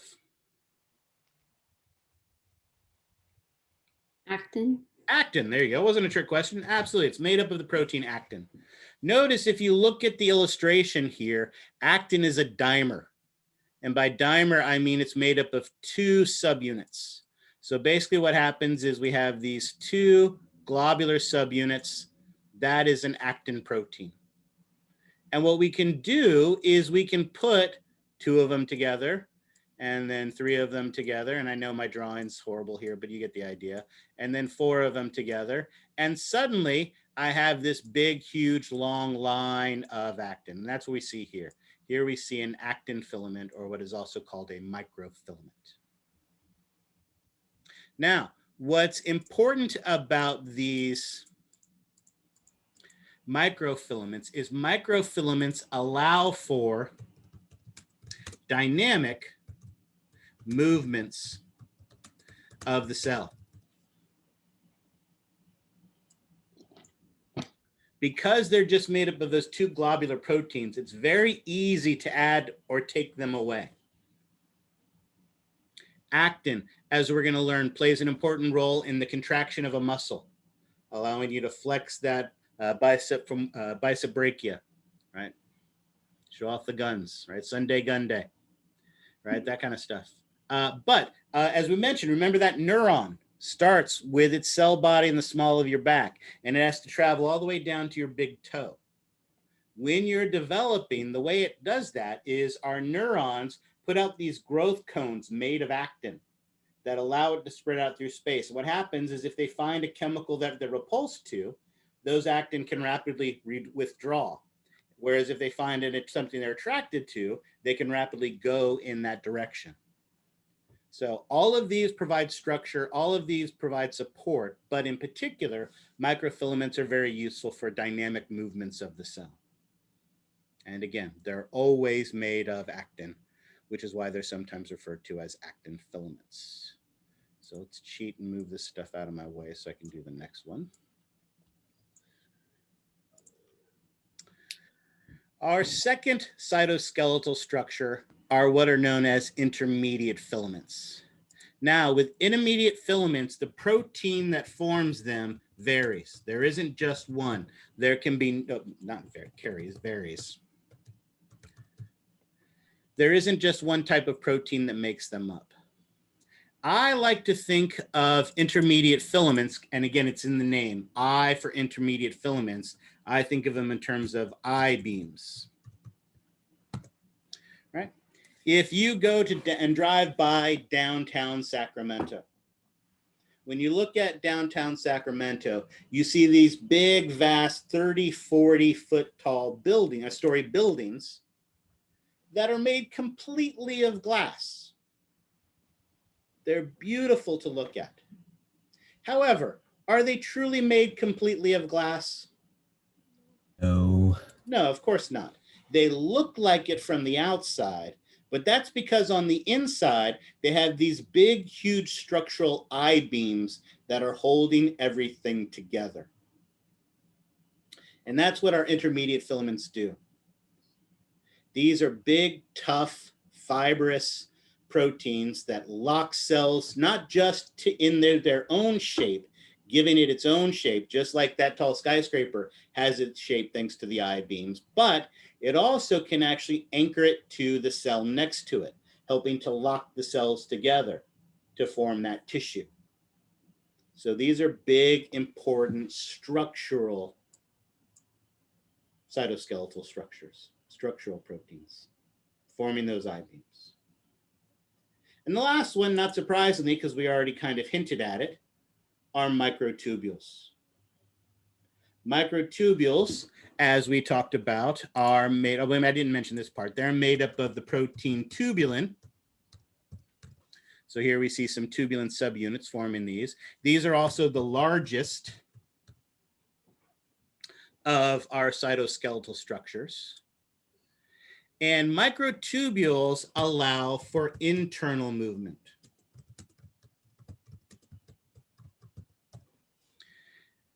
Remember, as we talked about, these are the structures that our centrioles organize to move the DNA around inside of the cells. But here's the other way that they allow movement. And again, I have to work on my analogies, but if we were sitting into the classroom together, most of you would have gotten there by car, and most of you would have gotten there by highway. Now, did the highway pick you up and carry you to the school? No. No, but it forms a framework that your car was able to move along that allowed you to get there. And that's what these microtubules do inside the cell as well. They are the pathways that little proteins can move along to move something like an organelle or a vesicle or some other structure around inside of the cell. Notice if we take these all together, and let's look at one more pretty picture. Here in this pretty picture, we see all the pieces together. Right, we see those actin filaments forming these dynamic extensions out into a microvilli. We have our intermediate filaments that are helping to not just hold this cell up, but notice it's also locking it to the cell next to it. And then notice here, we have an example of these microtubules, where things like a secretory vesicle or things like a piece of an organelle are being transported, moved along that highway or byway from one location to another. So inside of our cell, we have these three different types of cytoskeletal structures: microfilaments, intermediate filaments, and microtubules that all provide structure, all provide shape, but also have their own more specific functions as well. All right, questions on that? All right, that is it for our non-membranous organelles. So now let's switch gears and talk about the membrane-bound organelles. The first one is what is known as the endoplasmic reticulum. Now, if you are writing an essay, then at some point during that essay, after you've written endoplasmic reticulum once, you can abbreviate it ER. but don't write ER on the lab exam. Remember, spelling matters, spelling counts, and abbreviations are basically spelling errors, in my opinion. Now, like all of our membrane-bound organelles, they are comprised of membranes. And in particular, what we have here are flattened sacs of membrane that are interconnected with each other. And as we are learning, anatomists love to name everything. So do they have a name for these flattened membranous sacs? Absolutely. And that name is cistern. Cisterna being the singular. Whoops. There you go. Cisternae. Oops, I got to move that. So cisterna is the singular, cisternae is the plural. Now, 2 quick points. Remember I said you can use singular or plural in this first exam. I won't care. I just want you to get it right. But notice also, remember on the spelling, you get 1 letter. Cisterna doesn't have an E, cisternae has an E. So technically, one way or another, you're still 1 letter off as long as you spell it right, singularly or plurally. So again, you'll get it right if you use either the singular or the plural. But I want you to eventually learn singular and plural. So we have these interconnected flat membranous sacs, the structures that make up our endoplasmic reticulum. However, if we look closely at our endoplasmic reticulum, we see it comes in 2 flavors. Some endoplasmic reticulum has these big red bumps all over them, and some of these cisternae don't have these bumps on them. Someone already mentioned them earlier, but what are these structures, these globular bumps that we're seeing on these? Ribosomes. Ribosomes. So the endoplasmic reticulum that has ribosomes gives it a very rough textured appearance. And so if it has ribosomes on it, what do we call the endoplasmic reticulum that has those ribosomes on it? The rough endoplasmic reticulum. There you go. Whereas the one that doesn't have the ribosomes on it would be the smooth. Smooth. And since I've already written it out twice, I will cheat. Thank you. There. All right. Excellent. So again, a table is made up of a flat surface and legs. The rough endoplasmic reticulum is made up of cisternae and ribosomes. The cisternae and the ribosomes are the structures that make up the organelle that is the rough endoplasmic reticulum. Now, what does it do? What is the function of the rough endoplasmic reticulum? We don't need to just identify these things. We also need to know what they do. What is our rough endoplasmic reticulum? In particular, those ribosomes, what do they do? Synthesize. Synthesize what? Oil. Proteins. Proteins, absolutely. Ribosomes make proteins. Notice our illustration does a nice job of showing this. Notice our rough endoplasmic reticulum is actually right next to and can sometimes even be connected to the nuclear envelope. Because if you think about it, here inside the nucleus is where the genetic material to make proteins is. So once we want to make a protein, we have to send that information out to the ribosomes. Most ribosomes are connected to the endoplasmic reticulum, forming the rough endoplasmic reticulum. But of course, what is the key word there? Most. Most. There are some free-floating ribosomes. There are indeed some free-floating ribosomes. And actually, let's cheat here for a minute. So both the rough and the smooth make proteins? Nope, we're going to get to that in a second. You've absolutely got the right idea, but hold on, I'm going to cheat for a second and go back for something. Because it is the ribosomes that make the proteins. So that means if you don't have ribosomes, you can't make proteins. Notice here we have our illustration of that model again. And let's use some more arrows. Arrow 1 will make red. Arrow 2, we will make green. You guys can both see both of those arrows? Mm-hmm. So, arrow red, arrow green. If I ask you to identify the structure, are those answers the same or different? Different. All right, what is the structure that is the red arrow? ODR. EDR. Nope. What is the structure that is the red arrow? Cisterna. Cisterna. What is the structure that is the green arrow? Cisterna and ribosomes. Well, what if I said linear structure? How about that? What would the answer then be? Membrane? Cisterna. It would just be cisterna. It wouldn't be ribosomes. So notice if I ask structure, the answer to both of these questions is the same. If I ask organelle, are they the same? No. Which one's the rough endoplasmic reticulum? Green. One with the ribosomes. Green one. How do you know? Because it has the ribosomes on it. Yeah, it has those little red dots that are the ribosomes. So those red dots represent the ribosomes.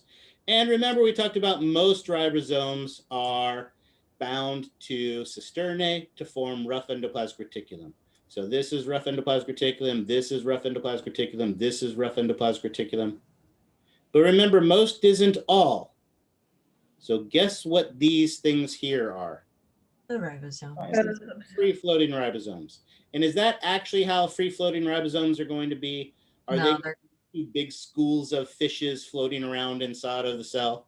No, they're just kind of everywhere. Yeah, they're going to be just pretty much everywhere. So again, a little bit of artistic license, but it's still obvious enough that those are the ribosomes. So I wouldn't have a problem pointing these out as the free ribosomes on an exam.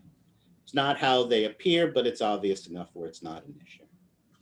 Now, remember also how I said, again, when we're talking about artistic license, that the rough endoplasmic reticulum is typically right next to and even attached to the nuclear envelope. Notice, for instance, here, our artist has some smooth endoplasmic reticulum that's actually closer to the nuclear envelope than the rough endoplasmic reticulum. But still, they're flattened, interconnected membranous sacs. One has red dots on them, one doesn't. So even though there are some technically inaccurate information, is this still obvious that we can tell one from the other? Yeah, absolutely. All right. Notice this one's a little nicer in that it has the rough endoplasmic reticulum correctly connected to the nuclear envelope. But this one's a complete and utter mess. Look at this. This one's got like a water slide cisternae that goes all the way and attaches to the outer surface of the plasma membrane. Is that what our rough endoplasmic reticulum does? No, and it doesn't just happen once. Here's another one that connects to the outside. Right, and notice all of these have ribosomes on them. Can you find any cisternae here that don't have ribosomes on it?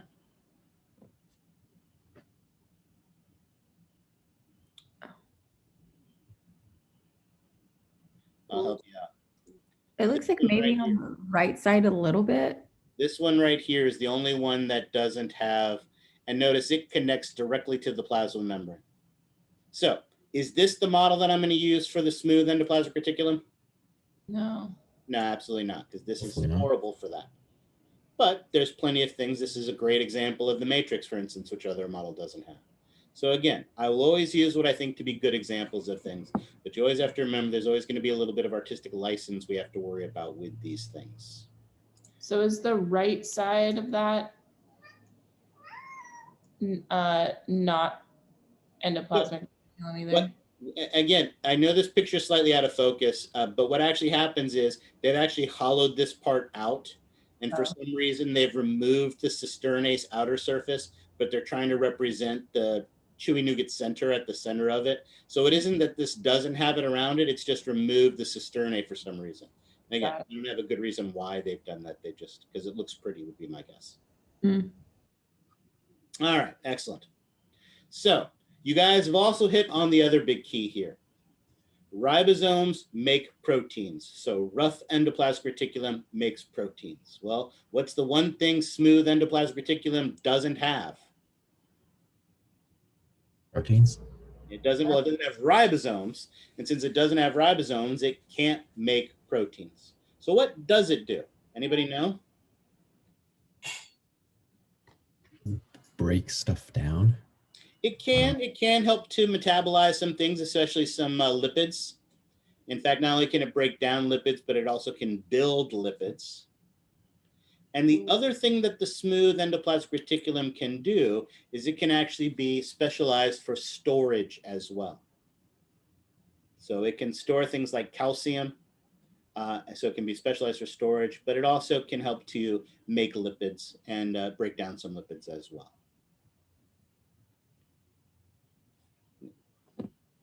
All righty, excellent.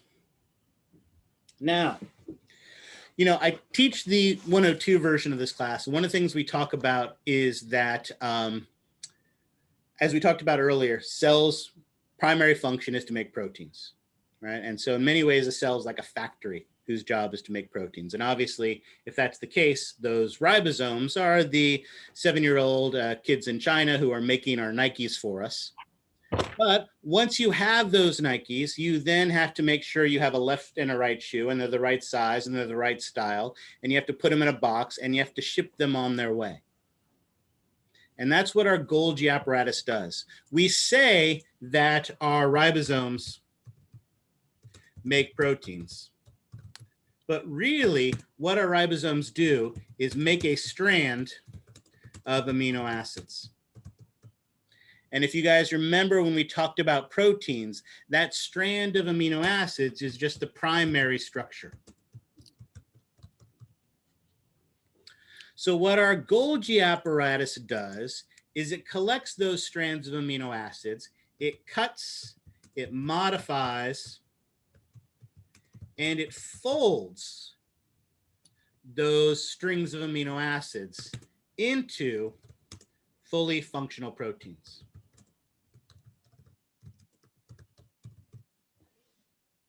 So it's the one that puts all the pieces together. Smooth endoplasmic reticulum is for storage and also for the breakdown and also building of lipids, some lipids. Thank you. Into fully functional proteins. Then, as if that wasn't enough, then after it makes them into the fully functional proteins, it then ships them to their final destination. Using Amazon. Exactly. Using Amazon. Excellent, excellent. Because like everybody uses Amazon. Drones. It uses drones. All right. Notice, again, there are some very specific characteristics to these Golgi apparatus. Golgi apparatus, Golgi complex, those two names are interchangeable. Notice they are also made up of flattened membranous sacs. And guess what the term we use for a flattened membranous sac is? Cisternae. It's still a cisterna. Excellent. They're still cisternae. However, notice these are not connected. They are not connected. They're like a stack of pancakes. However, again, we're always looking for things to really help us to easily identify them. And notice, like this illustration, like all examples of the Golgi apparatus you will ever see, they're often small buds of plasma membrane that have been pinched off that you're always going to find associated with these. And these things are called vesicles. Golgi apparatus, Golgi complex is always going to have vesicles associated with them. Now, there's a couple other things we can use to identify them. They're almost always oriented so that one side faces the rough endoplasmic reticulum. and the other, or the nucleus, and the other side faces the plasma membrane. And that is because proteins move through the Golgi apparatus in just one direction. They enter it in what is called the receiving or forming side, or the cis face. And then it leaves via the shipping or the trans face.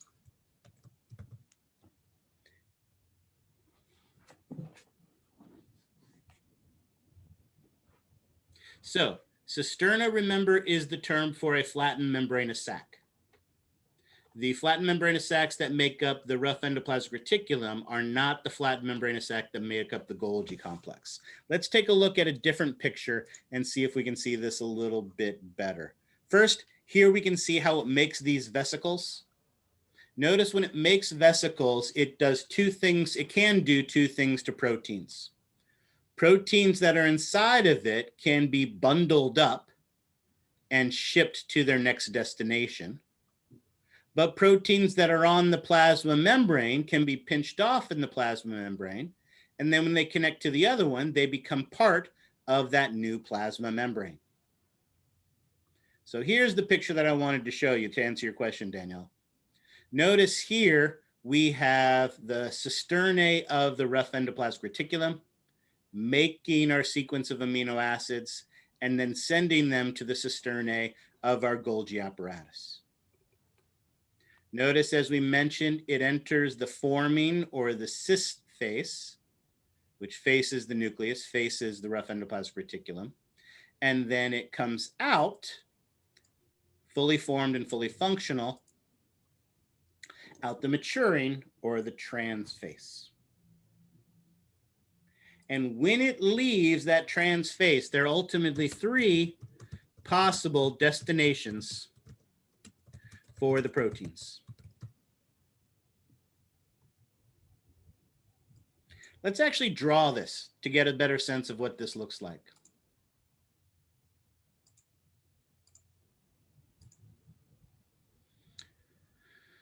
Clear that.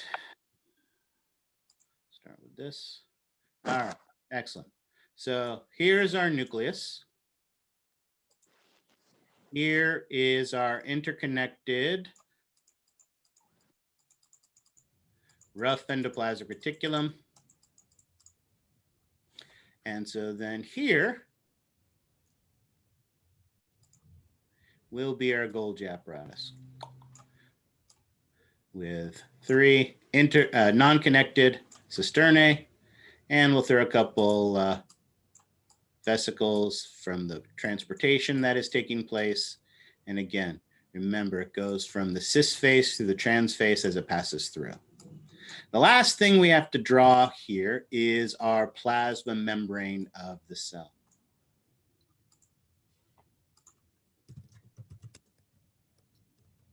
Excellent. So we can identify the three possible destinations of our proteins. All right. So destination one. For destination one, these are proteins that are inside of the plasma membrane. And I'm going to need to make this smaller so that it fits. So let's decrease the size of my writing.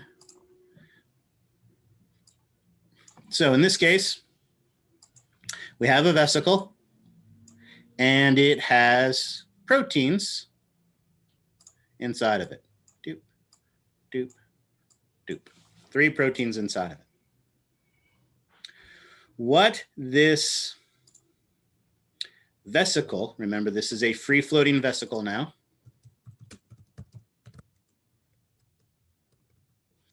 This free-floating vesicle is going to do is it travels to the plasma membrane.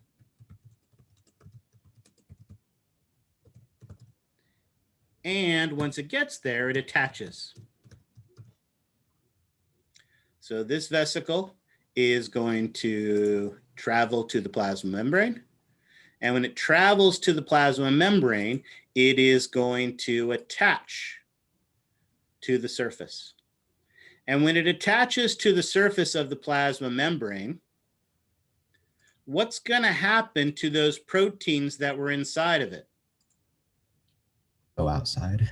Yeah, they're going to be released from the cell.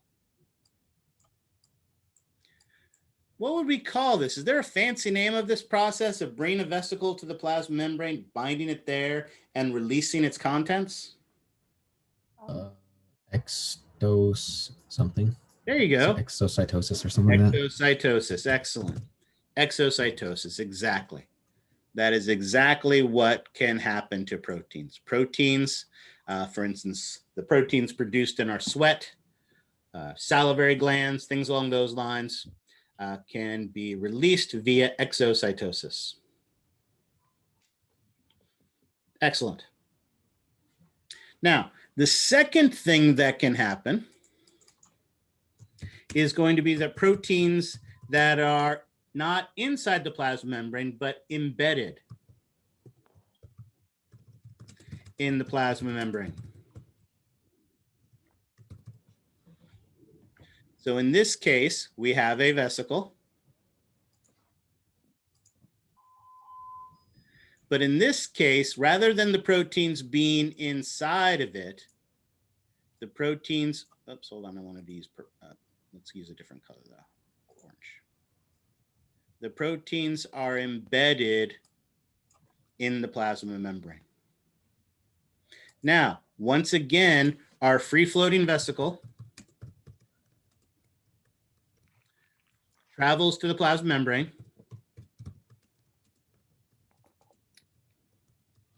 and attaches. However, when it attaches this time, something different is going to happen. So again, this one travels to it, and when it attaches, if you think about it, what's going to happen is that this plasma membrane of the vesicle is basically going to become a part of the plasma membrane of the cell. And so those proteins that were on the surface of the vesicle are now going to be on the surface of our cell. Basically, what we've done here is we are now expressing the proteins on our plasma membrane. Maybe this is a channel to let sodium in, or it's a receptor so a hormone can bind to it and cause some reaction. Whatever it is, we are now expressing those proteins on our plasma membrane. And that is the second possible thing that can happen to a protein and happen to these vesicles when it leaves the plasma membrane. I mean, when it leaves the Golgi apparatus. Questions on that? All right, let's talk about our third possibility. For our third possibility, it can be either proteins inside or on the plasma membrane.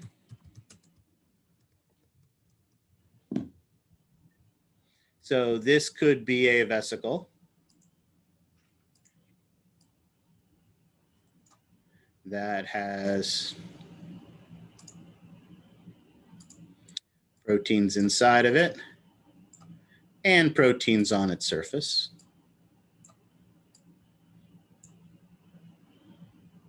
But here's the deal. Notice with both of the first two pathways, the vesicle went to the plasma membrane and bound to it. Well, guess what? Vesicles don't have to go to the plasma membrane. So in this case, the vesicle just stays floating around inside of the cell. So now we have a membrane-bound structure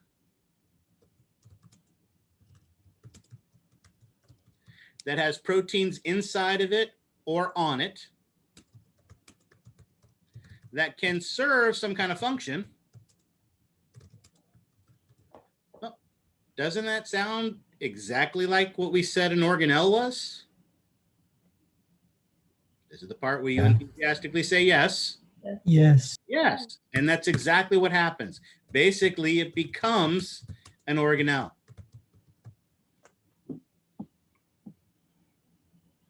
And there are dozens of different organelles that are formed this way inside of a cell, just by vesicles that have these proteins inside of them. Now, I will save this image to post it to you for you on Canvas, but your book's got a much nicer illustration that shows this. Again, here we see those three pathways that we were talking about.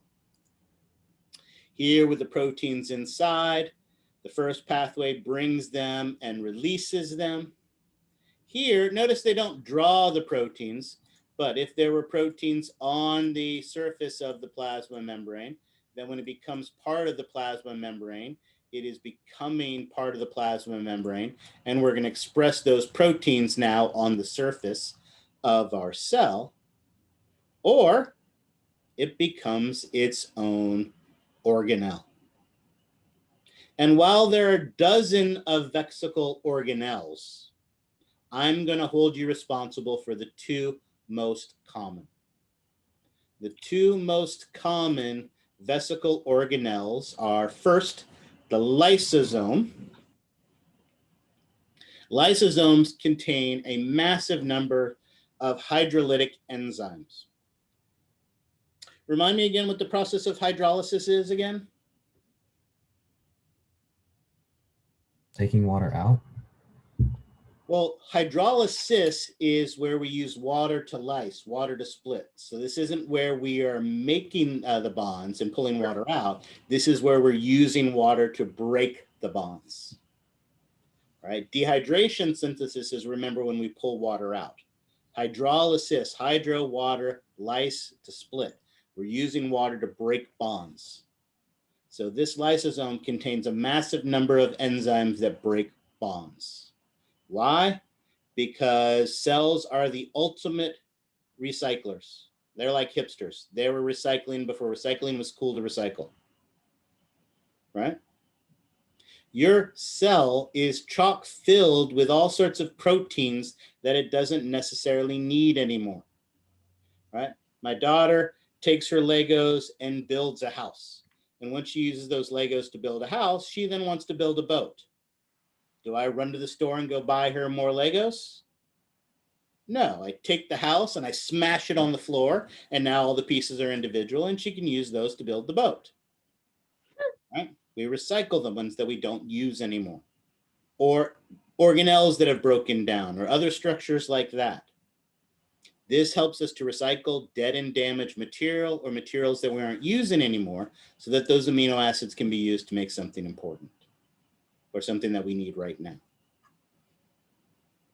Of course, there are other cells that have a massive number of these lysosomes, and their job isn't to break down the things inside the cell, but to roam around your body, find something like a virus, bring that virus inside, and if exocytosis is when you release something, then if we grab something and brought it inside, what would we call that process?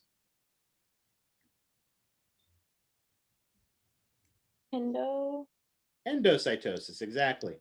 So you endocytose that virus and break it down. And those type of cells are our phagocytes, or our macrophages. They're the ones that help part of our immune response. So they're our big eaters. The second type of vesicle-bound organelle, the most common one, is a peroxisome. These are the ones that play an important role in detoxifying the cells, getting rid of those free radicals, getting rid of those hydroxyl groups. They also help us to break down fatty acids and some organic toxins as well. So these peroxisomes play an important role in maintaining the health of the cell by detoxifying the cell and breaking other things down. All right, questions on that? Excellent. That leaves us with one more membrane-bound organelle. And that last membrane-bound organelle is the mitochondria. Mitochondria also have a double membrane. What was the other organelle that had a double membrane? The nucleus? The nucleus, absolutely. However, notice there's something interesting about the double membrane of the mitochondria. The first one, the outside, is smooth. Notice it has kind of a kidney bean shape where it has a concave and a convex surface. But notice the second membrane on the inside has all these folds in it, these nooks and crannies inside of it. Of course, we have to have a name for the fancy nooks and crannies of this folded inner membrane, and that is the crista, crista being singular, cristae being the plural. Similar to cisternae, but not the same. The cisternae are the flattened sacs. This is a folded plasma membrane sac. And so the folded one is a crista, the flat one is a cisterna. Fun with vocabulary. Excellent. And what do mitochondria do for us? Powerhouse of the cell. Powerhouse of the cell, absolutely. What does that mean? Energy. Absolutely. Our mitochondria produce energy. We, of course, use that energy to make ATP. Of course, there's a special equation that allows us to do that. What do we use to make that energy? Cellular respiration. What does that mean? Breaking down of sugars. Excellent. So we break down a sugar. However, to completely break down that sugar, what do we need? Oxygen. Oxygen, absolutely. So with oxygen, we can completely break down that sugar. And when we break down that sugar, we actually produce a lot of energy that allows us to make our ATP, which is that fuel source we know for the cell. But there are two waste products. What are the two waste products from this process? Water and carbon. O2. Excellent. Water and carbon dioxide. Excellent. And you are absolutely 100% correct, right? This A is the whole reason you do this. To get the oxygen in and get the CO2 out. And as you also pointed out, this process is called cellular respiration. So this equation of using sugar to using oxygen to completely break down sugar, making lots of energy plus water plus carbon dioxide is our cellular respiration. Absolutely. It uses a process called the citric acid cycle or the Krebs cycle, which you'll get to learn in micro, so I don't have to worry about teaching you. Ha. Excellent. But we do need to know what cellular respiration is. Excellent. And again, it is the powerhouse producing that energy. One of the interesting things about mitochondria is, for instance, when a cell is ready to divide, that cell has to make more Golgi apparatus, more rough endoplasmic reticulum, more smooth endoplasmic reticulum, more of the cytoplasm so that it can be split. But actually, mitochondria actually divide on their own. In fact, mitochondria are similar to nucleus, not in that they both, not just because they both have a double membrane, but because they both contain DNA. Your mitochondria contain mitochondrial DNA. In fact, mitochondrial DNA is easier to collect. When people go to a crime scene and they're finding epithelial cells and they're, or something like that that they're examining, they often are looking at the mitochondrial DNA because it's easier to replicate and it's easier to identify. But one of the interesting things about our mitochondria is we only get them from our moms. When we put those puzzle pieces together that we talked about, dad only provides those chromosomes. Basically, that sperm is a genetic missile that provides chromosomes. Everything else of that cell that is going to make the cell functional, the Golgi apparatus, the rough endoplasmic reticulum, the mitochondria, come from mom. So while mitochondrial DNA on a CSI type show might tell whether you're guilty or innocent, is good old Maury Povich using that mitochondrial DNA to decide whether or not you are the daddy? No. No, of course not, right? Because for that, we would need nuclear DNA because this you only get from mom. All right. Questions on that? Now, as I mentioned, you've got a table in your book that does a good job of reviewing these. Here we have some of those pretty pictures that we were talking about. Excellent question, Amanda. Yes, if you have a mitochondrial DNA disease, you inherited that maternally from mom. Yes, that is correct. So again, here is that picture that I was showing you before. There's one more thing that I want to point out. Notice there's some really easy, obvious things that can be seen. We already talked about the easy, obvious nucleus, the smooth endoplasmic reticulum, the rough endoplasmic reticulum. What organelle is this? Mitochondria. What organelle is this? Golgi Apparatus. Yeah, notice they have all those characteristics that we have been able to use to identify. But then we have our vesicle-bound organelles. And notice we have two of them. And luckily, we've learned that there are two of them. The problem with this is they're just vesicles. There really isn't any way to tell them apart. Now, someone remind me again what the two type of vesicle-bound organelles you're responsible for are? Lysosomes and peroxisomes. Lysosomes and peroxisomes. You're typing in white. Yes, I am. So that it would stand out like that. But there isn't really a way that we can tell them apart. Now, in real life, is one of them really purple and one of them really yellow? No. No, this was something our artists decide on. So what we have to do is we have to make up a rule by convention. Which again, rule by convention just means that this is a fancy rule that we are collectively deciding on. Now, while the colors are not accurate, the one thing that I will say is true is that lysosomes tend to be larger. So L lysosomes are L larger. And as we look at this illustration, notice it is the purple ones that are the larger vesicles.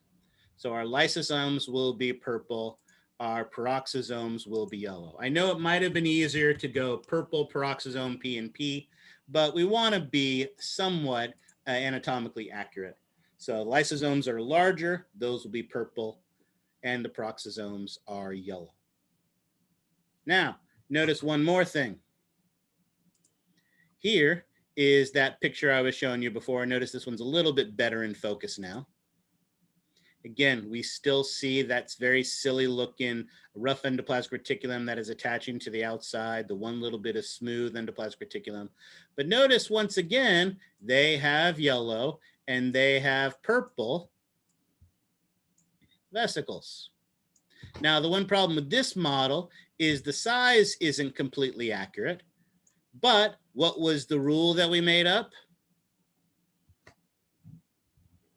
Lysosomes are purple. Yeah, so that one there on the test would be what? A lysosome. And this one here would be? A peroxisome. Peroxisome. I don't know if there's a physiological reason for it. Maybe the digestive enzymes just take up more space. I don't have a good answer. You got to remember, why is one of those questions that in anatomy and physiology is really hard to answer. The engineer who designed on this did not leave us her footnotes, so we don't know why. We can infer why a lot of the times, but a lot of the times we're also guessing at that as well.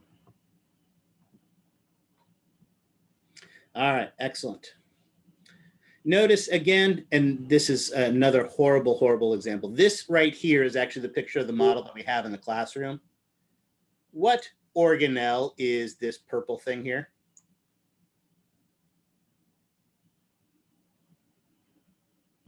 Yeah, it's the Golgi body.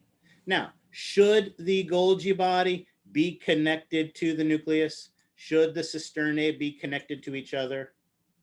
No. No, it was a horrible, horrible model that they made. The good news is we don't have it in the classroom, but they did make a newer model. See what a nice job they did fixing the Golgi apparatus? But notice they still have this screwed up rough endoplasmic reticulum. This is still the only smooth endoplasmic reticulum. So they improved the Golgi apparatus, but they didn't improve anything else. So it's model makers are funny. But notice here, once again, very clearly, purple vesicles, yellow vesicles, lysosomes, peroxisomes. All right. Questions on that? How are we on time? We are Will good. you also have them purple and yellow on the exam, or are we just? So what I'm saying is these are the models that I would use for that. So Okay. if there's some random model where they're blue and green, I wouldn't use that model to ask for a lysosome or a peroxisome.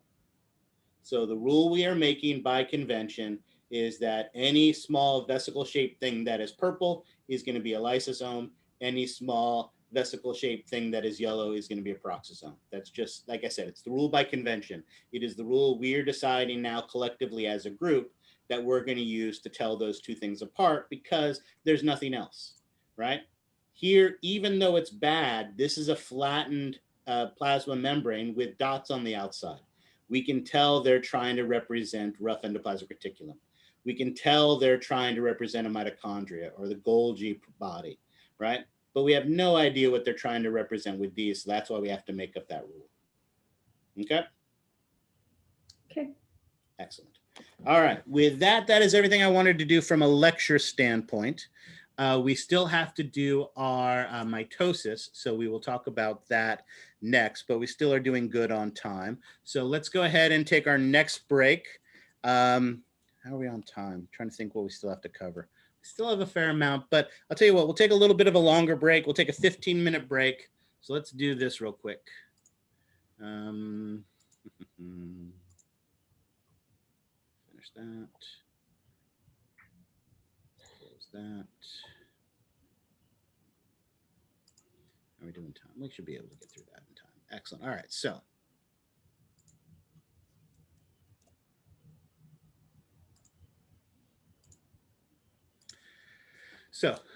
we'll take a 15-minute break. That'll give a chance, everybody get a chance to stretch, refresh, go to the bathroom, cry, whatever it is that you feel that you need to do. We can do those things. And then let's meet back here in 15 minutes, which will be, what would that be, 3:07? And at that point, I will restart the recording. And at that point, we will be talking about mitosis. All right? Excellent. Questions on any of that? All right. Go do 15 jumping jacks. Get the blood circulating, get the mind going, cleared, so that we are ready to go. See you guys in 15 minutes.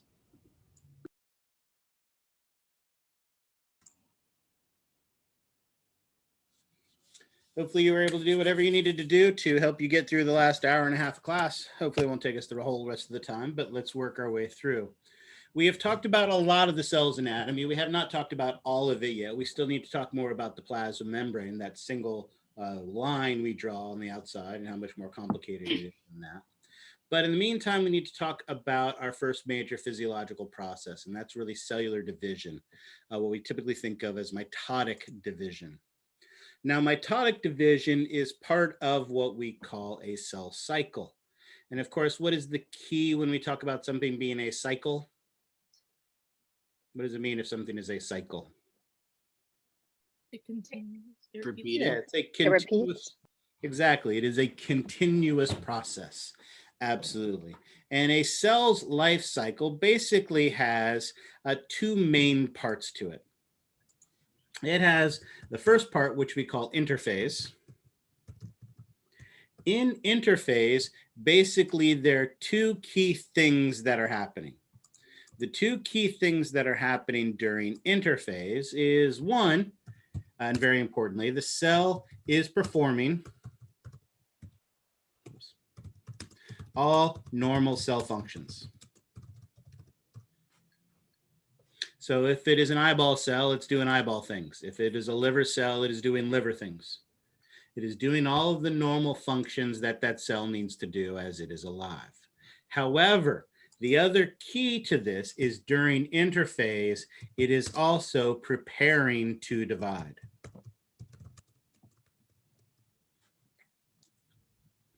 That preparation to divide occurs in 3 steps.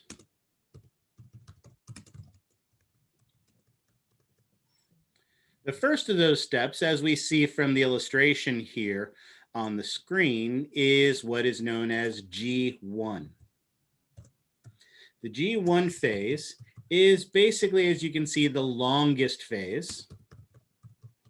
It can take up to 8 hours, and in fact can go into actually weeks, or in some cases months, for that to occur. During the G1 phase, there are basically two main things that are occurring. This is when the cell grows and makes more organelles. If one cell is going to become two cells, and we want those cells to be functional, they all need to have enough cytoplasm. They all need to have, and actually I like that even better. Let's say make more cytoplasm. Because not only does it need more Golgi apparatus and more endoplasmic reticulum and all of those things, but it needs more cytosol. It needs more amino acids. It needs more, sodium and potassium and all those things. So the cell's getting bigger. It's making proteins during this time. But the other big thing that happens in G1 is that we start the replication of the centrosome. Notice we don't finish it, but we start the replication of the centrosome here in the G1 phase.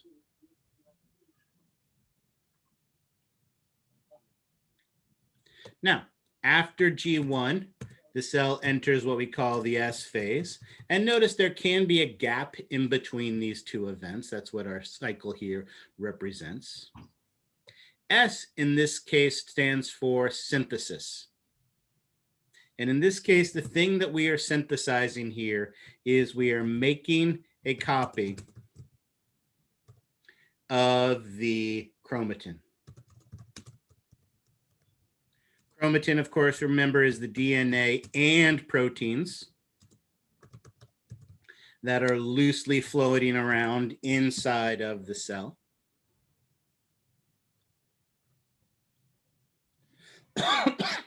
We'll talk about how we do that in just a minute. But again, if one cell is going to become two functional cells, both need to have all of the genetic material inside, so that they have all the instructions on how to make all the proteins that they're going to need. Lastly, division of the cell requires a tremendous number of special proteins. And that's where the G2 phase comes in. All right, now again, it's mid-January, so I'm sure like most of you, I still have my Christmas lights out outside.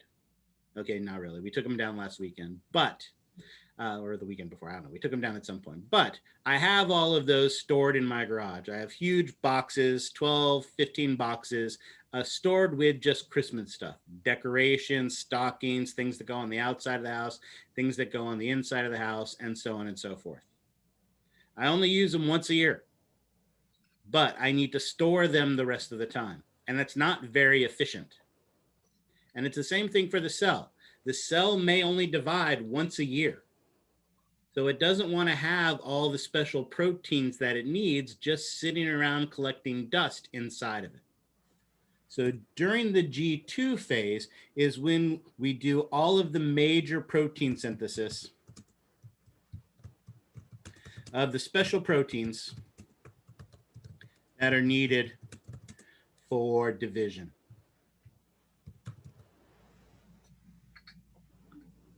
And lastly, at the end of G2, and really it's the trigger to start division, this is where we finally complete the replication of the centrosome. So at the end of G2, we have not one, but two sets of centrioles. And at that point, the cell is ready to start division.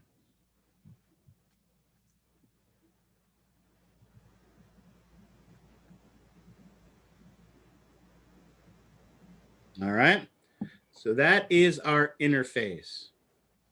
Any questions on that?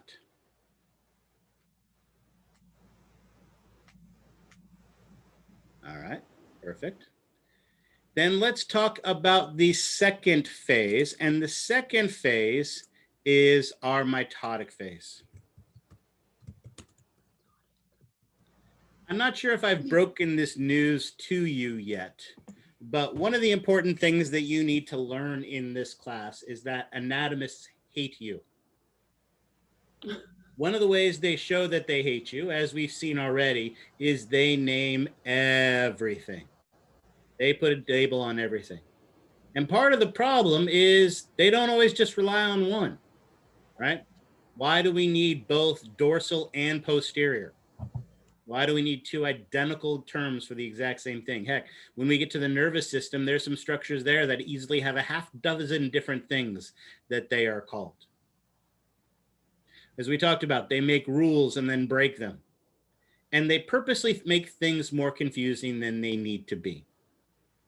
Cellular division, which would be a perfectly acceptable name, is never used. Instead, it is referred to as the mitotic phase. We have interphase and we have the mitotic phase. But here's the problem with the mitotic phase. Mitotic phase has two processes in it. And unlike interphase, where we have three independent processes, one happens and then the other and then the third, here we have two partially overlapping processes. One of those two partially overlapping processes is mitosis. All right, it's the mitotic phase, but mitosis is only one of the things that happens in the mitotic phase. The second thing that happens is a process called cytokinesis.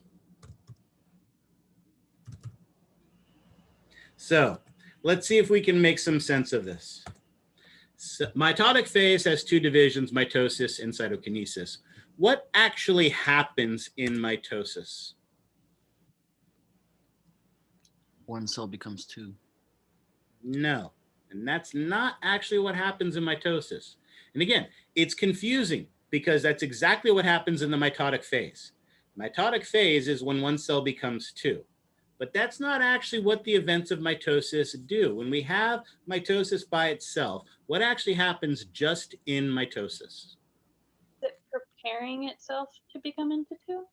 No, that's what interphase is, the part of preparing itself. See, again, that's why I take the time to do this. I appreciate that this is confusing. It's not intuitive. It doesn't make sense because the mitotic phase is when the cell divides. But that's not actually what mitosis is. Does anybody actually know? You can see here mitosis has prophase, metaphase, anaphase, telophase. What does all of those things have to do with? What happens during all of those phases?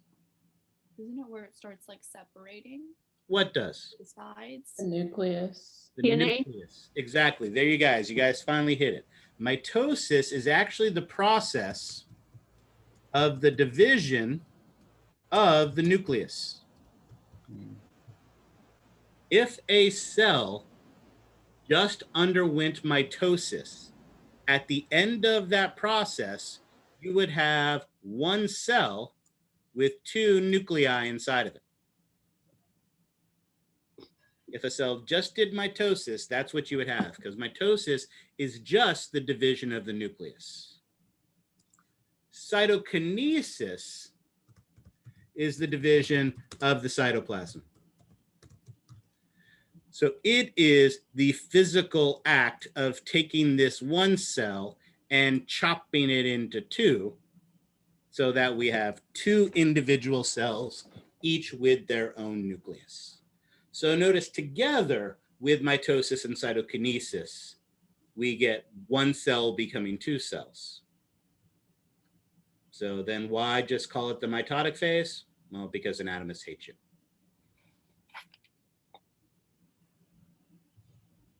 Now, obviously, we're going to go into more depth on this. As you can see, mitosis has 4 phases with it. prophase, metaphase, anaphase, and telophase. And if you have trouble remembering those, just remember what you have in your bathroom. You have a pee mat in your bathroom, so that can help you to remember that. And really, as we'll see, it's 4.5 stages. And then obviously cytokinesis overlaps with it, starting near mid-anaphase. And even though our cycle here doesn't show it, in fact, cytokinesis can actually extend beyond and take longer than telophase as well.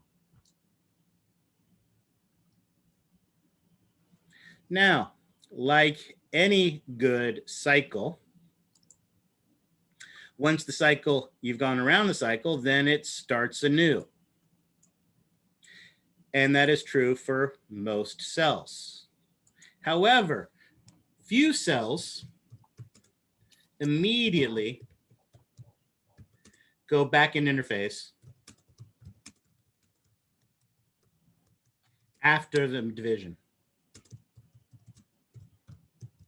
In fact, what do you think we would call a cell that as soon as it got done dividing, started to get ready to divide again?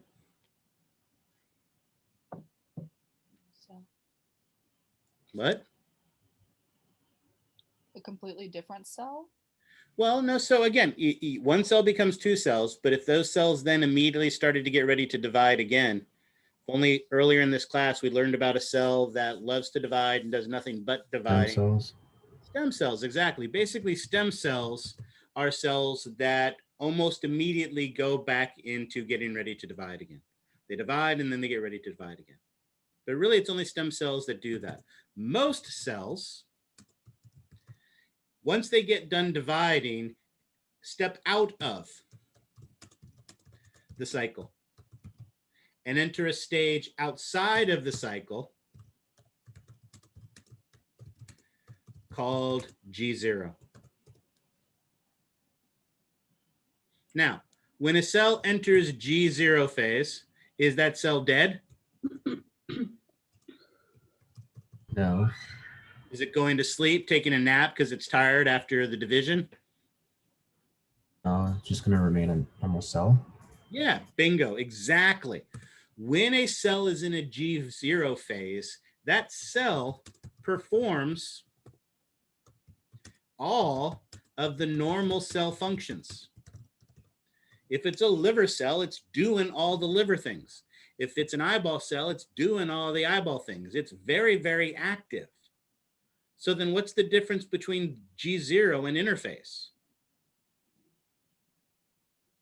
One's an indefinite period where like the new cell does its activity and it's indefinitely doing its thing. And then another, and then once it's ready, it'll do its thing and step back into interphase, right? Yeah, absolutely. So you're correct. One difference is the timing of how long it stays in that G0 state. Like I said, some cells spend little to no time, whereas some can spend years in this G0 phase. How would it know when it's ready? That's an excellent question. We don't know. We don't know. Liver cells are a great example. Your liver cells go into this G0 state and stay in there for about a year. Then after about a year, they enter back into the cell cycle and get ready and divide. So our livers can replicate themselves. In fact, if you get a liver transplant now, you don't get a whole liver. You get a portion of a liver. And then over years and years, it will grow into a full-size liver. But that's also why you need a liver transplant, because if you've been drinking vodka for breakfast, lunch, and dinner for 7 straight years, your liver could eventually repair itself, but it's going to take such a long period of time, and you've damaged your liver so much, you don't have time to wait for it to recover on its own. Dimitri, you have a question? Yeah, does it become a problem when, so you said most of the cells step out of the cycle, like when, or is this, I don't know if maybe if I misunderstood and that's exactly what you answered, when too many cells go into the indefinite period and not enough of them continue going back into interphase, so you're not replicating fast So enough. you've got the right idea, yes. So I wouldn't say that it's a problem in too many, but you're right. Some tissues heal more rapidly than others. Like skin heals very rapidly because those skin have those stem cells that spend almost no time in the G0 state. So as soon as they divide, they start dividing again, making millions of new cells. That would mean in older people, it doesn't do it as quicker then. Correct. Metabolism slows down in older people. And so, right, that's one of the reasons why you got to be careful about hugging grandma. You don't want to tear her skin because it's going to take some time to grow back, right? And yeah, metabolism has a huge effect on that with like skin cells. Yeah, exactly. So someone else pointed that out as well.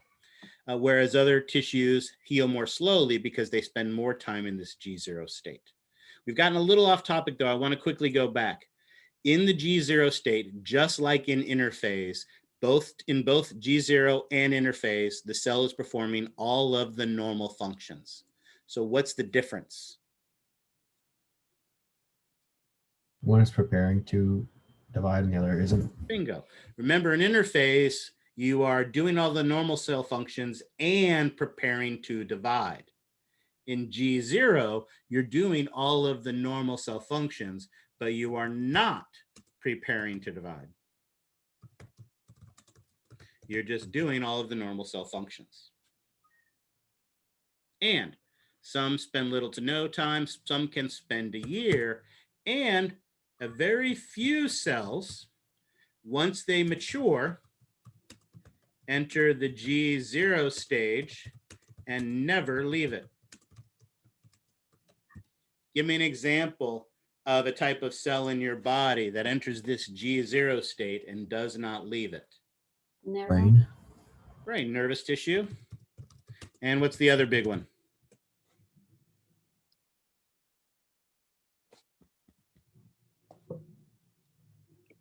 Cardio stuff. Muscle, cardiac muscle. Oh. Right, if you think about it, those are tissues that when you damage them, they don't heal, right? And the reason is because they don't divide, they can't divide anymore to make their own cells. So nervous tissue, cardiac muscle, those are cells that once they reach that maturity, they enter the G0 state and they stop dividing, they stop making new cells. Laura, did I see you put your hand up? Did you have a question? Yeah, it's kind of in this topic, but kind of random. In which phase would the cell kind of turn into like cancer, if that makes sense? No, it absolutely makes sense. So here's the great question. That's actually a great question. Hold on. So as you can see, cells have this normal cycle to them. And so, for instance, like a cell of your liver takes a year before it goes back into that division state.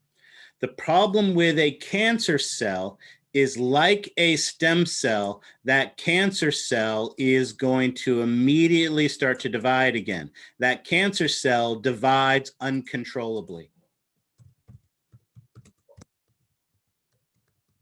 So it is a rapid, uncontrolled division where it's constantly dividing, constantly making new cells. And typically because cancers are caused by mutations to the DNA, this cell is also making abnormal proteins.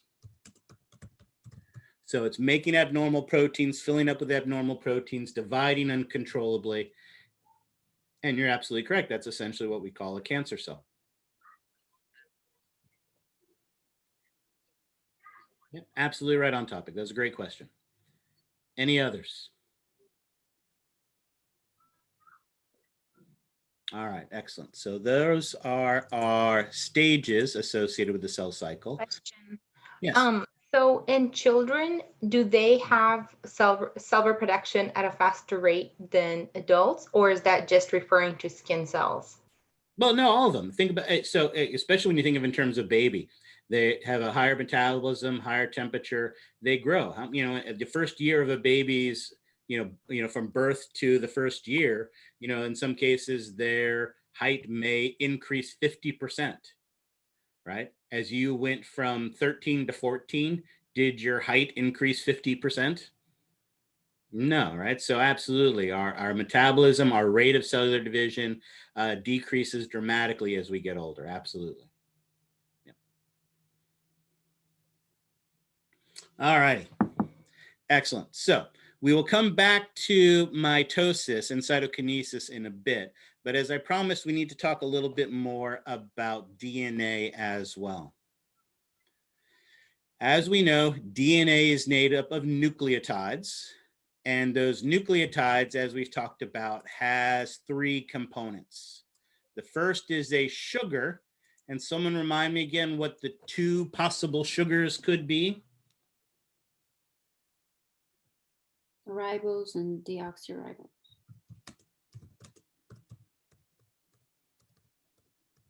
And since we're dealing with DNA, which one of these would be the ones we would want to use for that? Deoxyribose. Deoxyribose, excellent. We are also going to have a sugar and a phosphate group. Remember that we talked about that was negative. And then remember the third thing we're going to have is a nitrogenous base. In the last time we talked about this, we mentioned that there were indeed 5 of them: adenine, guanine, cytosine, thymine, and uracil. But now we get an appreciation of some of the differences in them. Notice cytosine, adenine, and guanine are used for both DNA and RNA. However, in RNA, we use uracil, where in DNA, we would use thymine. Notice our nitrogen bases also come in different sizes. We have the larger ones that are comprised of 2 nitrogen rings, and those are the purines, adenine and guanine.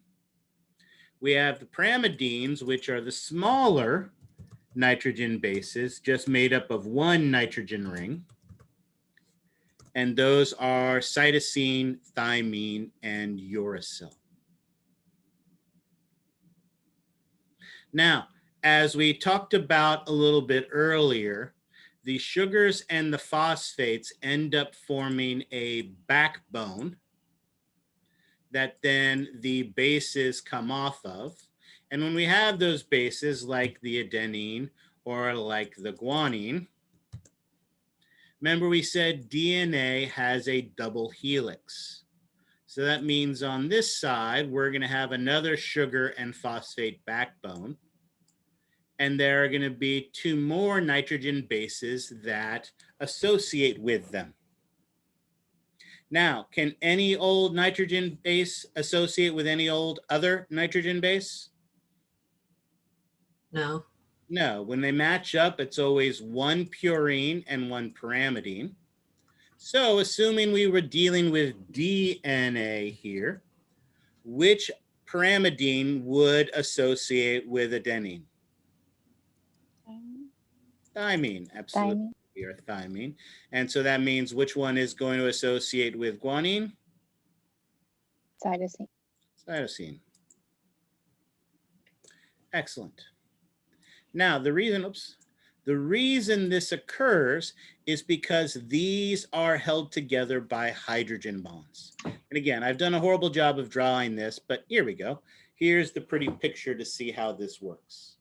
Notice that 1 large double-ringed purine matches with 1 single-reed pyrimidine. Adenine always associates with thymine because they both can form 2 hydrogen bonds, whereas guanine always associates with cytosine because it uses 3 hydrogen bonds. And basically, we call these complementary base pairs.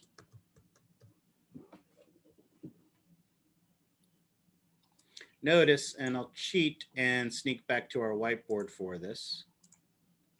If I gave you a strand of DNA nucleotides, so C, G, T, A, G, G, C, T, A, C, G, T, A. Could you tell me the complementary strand that would be associated with this? What would be first? G, excellent. It's going to be hard for me to read and write this at the same time, so yell them out for me. What's next? C. C. Yeah. A. T. D, yeah. C. C. D. G. A. T. T. T. G. B, C. C. A. T. A, T. Perfect. And so that would basically be what our double strand of DNA would look like. Interesting. And what's even better than this is when this one cell becomes two cells, this simple complementary base pair rule is exactly how we're going to make a new strand of DNA, right? Because these strands of DNA, as we know, are held together by hydrogen bonds. And what do we know about hydrogen bonds? They're weak. They're weak. So exactly what we're going to do using proteins is separate them. And once we separate them, we can then use those base pair rules you just did to make a new complementary strand. So in this case, again, go me through what would be next. What would be complementary? G. G. C. G, C, T. A, T, C, C. G, A. T. T. A, T, T, A. T. Cat. A, T. There we go. Perfect. There we go. There. And we would do the same thing here. What goes here? C, G, C, G, T, A, T. A. G, G, G. G. G, D, T, C, A, T, A, A, C, J, C, J, T, A. T, A. Excellent. And again, that one's not aligned properly, but bingo. Notice using each individual strand as a template, I now have two double strands of DNA, one with an old strand, one with a new strand, but notice they're identical to each other. I use different colors so we could tell which ones were the new ones and which ones were the old ones. But these two strands, aside from the color, are completely identical to each other.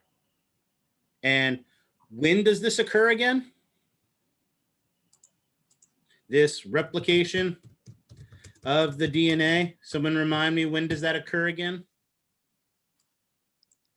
The G1 phase? G1? Or no, S phase. S phase, excellent. This occurs indeed in the S phase of interphase. And for the most part, it really is pretty much that simple. Obviously, there's a little bit more to that, but it's pretty much just that simple. So let's go back to the lecture and take a look. Here we have a double helix strand of our DNA with those hydrogen bonds holding them together. So when the cell divides, we need a special enzyme that is going to pull them apart and make copies. Now, there are dozens of enzymes involved in this process, but the most important one is DNA polymerase. And so that DNA polymerase is going to do exactly what you did. Using our complementary base pair rules, it's going to match up nucleotides to make two identical copies. And in fact, we have a pretty picture that shows that here. Now, again, as I mentioned, there are other enzymes involved in not just separating the strands, but then stabilizing the strands. And there's the whole 3' 5' thing. But like I said, I know you'll get some of this stuff again in micro, so I don't have to go that in depth in it. I'll let you do that there. They enjoy that stuff. But here we have that DNA polymerase, just like you talked about, just like we talked about, making identical copies of the DNA. So that one copy becomes two copies that are identical that now can go to each cell. It's like having a deck of cards. With a deck of cards, how many cards do you need in a deck of cards? 52. 52. So does that mean that I can take 5 deck of cards, mix them together, take 52 off the top, and I've got a functional deck of cards? No. No. I have to make sure that both cards gets an ace of spades, and both cards gets a two of spades, and both cards gets a three of hearts, and so on and so forth. So when we make these copies, we don't want them just floating around randomly. We want to keep track of them. And so that's exactly what we do. Oh, here we go. That was from the last class. So we have this loose chromatin that we know is going to fold up into our chromosomes. But remember, during S phase, it has already replicated. So what we really get are two identical copies. And those two identical copies are called sister chromatids. So let's take a pretty look. Here we go. Two sister chromatids. Actually, let's do this first on the whiteboard. I'll write it and then do it. And then you guys can, we'll go through it again because it'll be useful. And heck, we'll use these as examples. Obviously, this is a small strand. DNA has thousands to thousands of nucleotides in them. But each one of these strands individually are sister chromatids. So we have two sister chromatids, and we don't want to lose track of them. So we have a special protein that holds them together, and that special protein is called the centromere.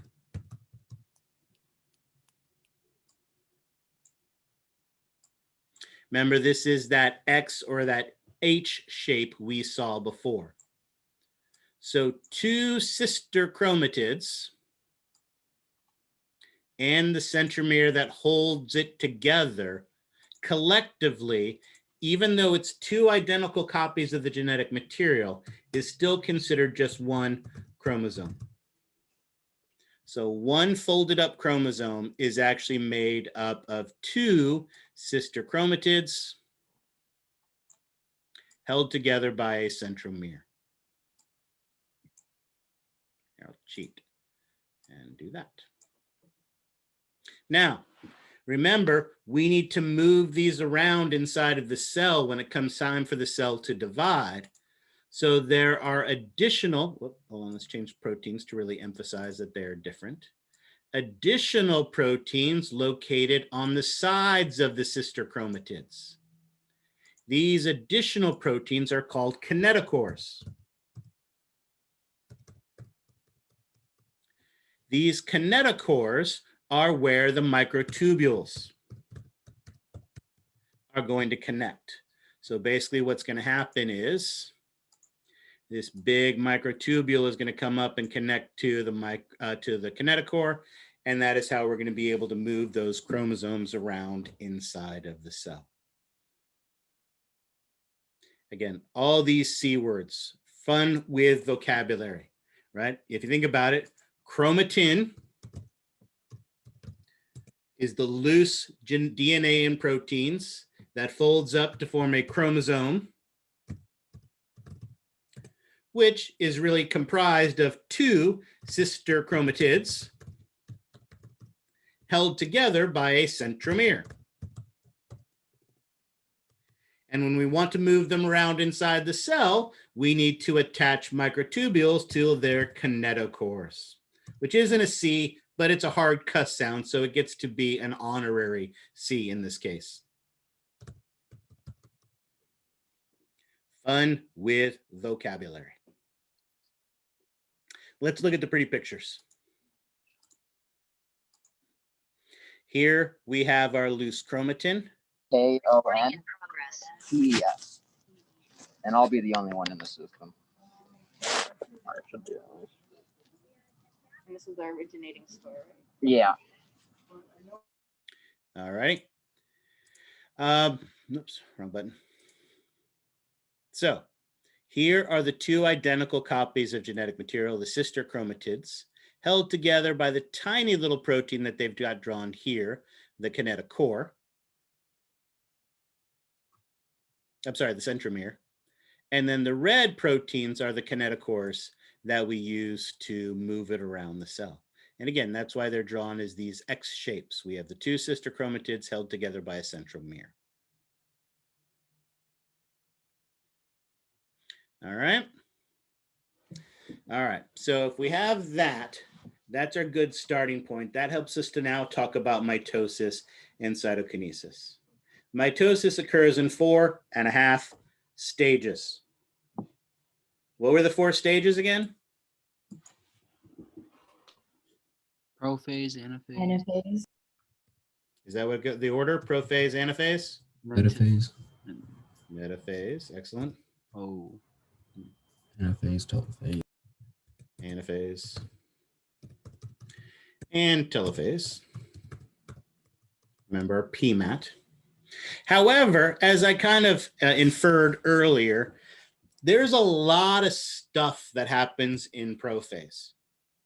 So often when they talk about prophase, they will talk about early prophase and they will talk about late prophase. So much so that they almost started talking about them as their own stages. So if you want to call them early prophase and late prophase, I am perfectly fine with that. But because A, anatomists hate you, and B, they want to sell more textbooks, there are some anatomists who have now taken prophase and divided it up into separate phases. So we still have prophase, we still have metaphase, we still have anaphase, we still have telophase, but they've now put a stage in between prophase and metaphase. And because they're anatomists, and anatomists aren't very clever, what did they name the phase that becomes prophase and that comes between prophase and metaphase? Prometaphase. They called it prometaphase, exactly. So again, you could use prophase or early prophase. You can use prometaphase or late prophase. I am fine with either way you describe it, as long as you describe everything that occurs during all of those stages. And we can't forget about cytokinesis as well. Now, this is our first physiological process. So let's stop for a second and think about and watch this. What I like to do with my physiological processes is I like to draw them and talk about them. What I strongly encourage you to do for this is just to sit back, fold your arms, watch, listen, and think. Don't try to furiously take notes. Don't try to furiously write things down, right? Because what I find is if you're furiously trying to write down what I'm saying, you're not actually listening to what I'm saying, and you're not going to gain the information. I promise you, I will go through it a second time with all the pretty pictures and all the pretty words, and you will have plenty of time to write to your heart's content. But to help you to understand it for this first time, I really want to encourage you to just sit back, watch, and listen. Okay, so let's do this. Sitting back, watching, and listening. Let's do this on the board. So we are going to go with the 4.5 stages. So what we need for this is we need a starting point. And the first thing we need for a starting point is our cell. This is our starting point. And then we also need our goal. What is the goal of mitosis and cytokinesis? What is the goal of this cellular division? Divide the DNA. Say again? Divide the DNA. Well, but the whole cellular division, our goal is to go from one cell to what? 2 cells or multiple cells. Our goal is to get 2 cells, 2 random cells. Identical. About the same cell. Bingo. We want 2 cells that are both identical to each other and identical to the original. Right? That is our goal. And I think I need to make this a little smaller so it fits, because I'm going to cheat.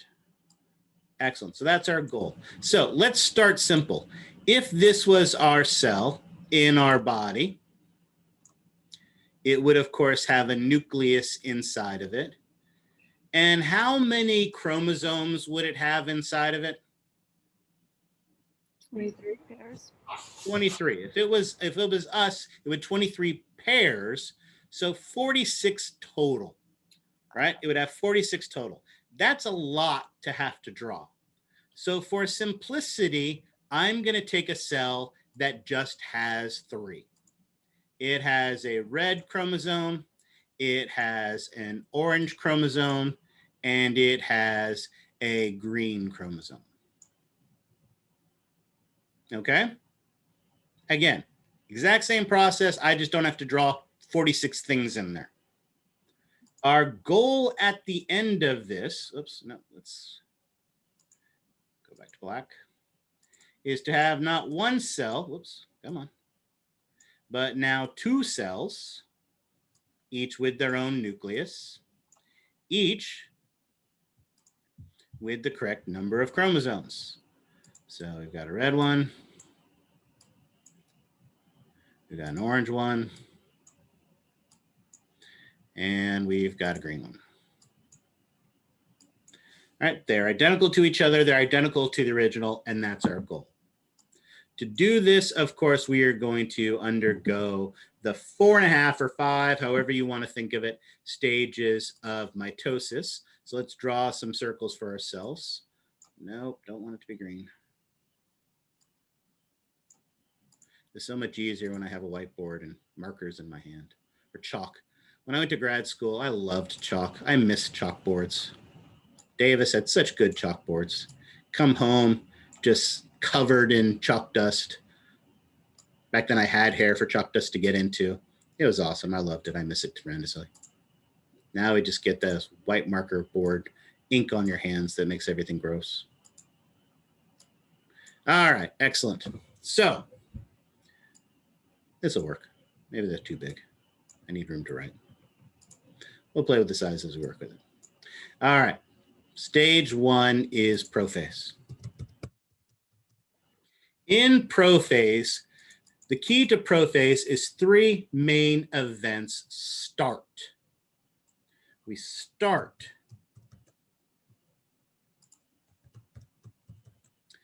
3 processes. Right? And we're just starting them at this point. This is why this is called early prophase. Because there are 3 processes that are beginning. Those 3 processes, and I think I have to write a little smaller. Let me know if you guys can see this okay. Obviously, if we are going to be able to move that genetic material around inside the cell, we can't leave it as loose chromatin. So the first thing that is going to start to happen is that our loose chromatin starts to fold up into chromosomes. So that is the first thing that has to happen. If we're going to move these chromosomes around inside the cell, then we also have to start to break down the nuclear envelope.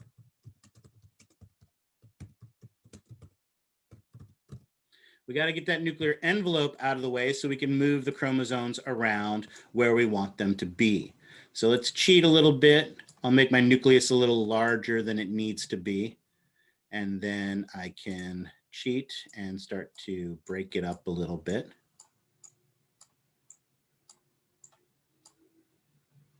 Excellent. Our loose chromatin, and again, remember, we have 3 colors to it. Some of the chromatin is, oops, what's going on?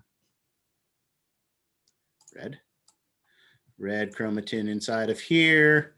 And then there's also some orange. And then there's also some green, right? And when it's all mixed together like this, it's not easy for us to move it where we need it to go. But, and this is tricky because I don't know how much I emphasized it, but what did I say was the trigger that actually starts the division of the cell? Does anybody remember? What did we say was actually the trigger to go from G2 to start the mitotic phase? Centrioles? Yeah. Remember, we need to have 2 copies of the centrioles. And those centrioles, remember, are our microtubular organizing structures. So these centrioles are going to start organizing our microtubules, forming these star-like shapes called asters. But the other thing they're going to do is they're going to move away from each other.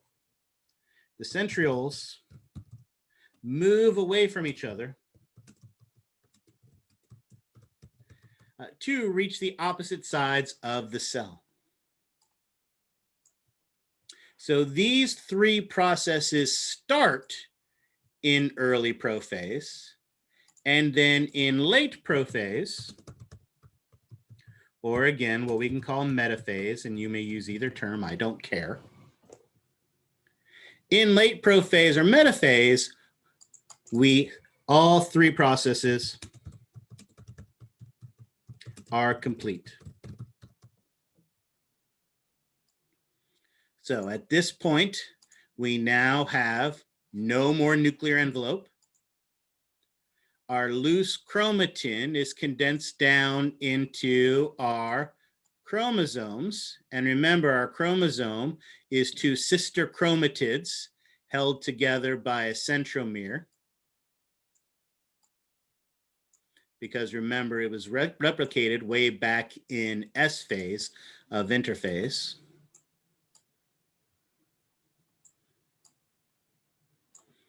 And at this point, our centrioles are at opposite sides of the cells, what we actually call the poles. So our centrioles are at the poles of the cell. Our chromosomes are formed, and our nuclear envelope is completely gone. But one other big important thing is happening during this late, shouldn't be metaphase, sorry. Late here, I don't want that to be confusing because I will take a picture of this. So late prophase or, sorry, pro-metaphase. Again, if someone catches a big typing error like that, please point it out to me. Excellent. Thank you, Amanda. I'm glad somebody caught that. I caught it too. If there's anything else I didn't catch, please let me know. But remember, these centrioles are organizing those microtubules that we called spindle fibers. And these spindle fibers do 2 things. One thing that these spindle fibers will do is they will connect to each other from opposite sides. So the spindle fiber from one side will connect to the spindle fiber from the other side, and it helps them to kind of push away from each other and elongate the cell. But the other thing that our spindle fibers are going to do is they're going to attach to the kinetochores on our chromosomes. One from one side and one from the other. One to one kinetochore and one to the other. So our spindle fibers attach to the kinetochores.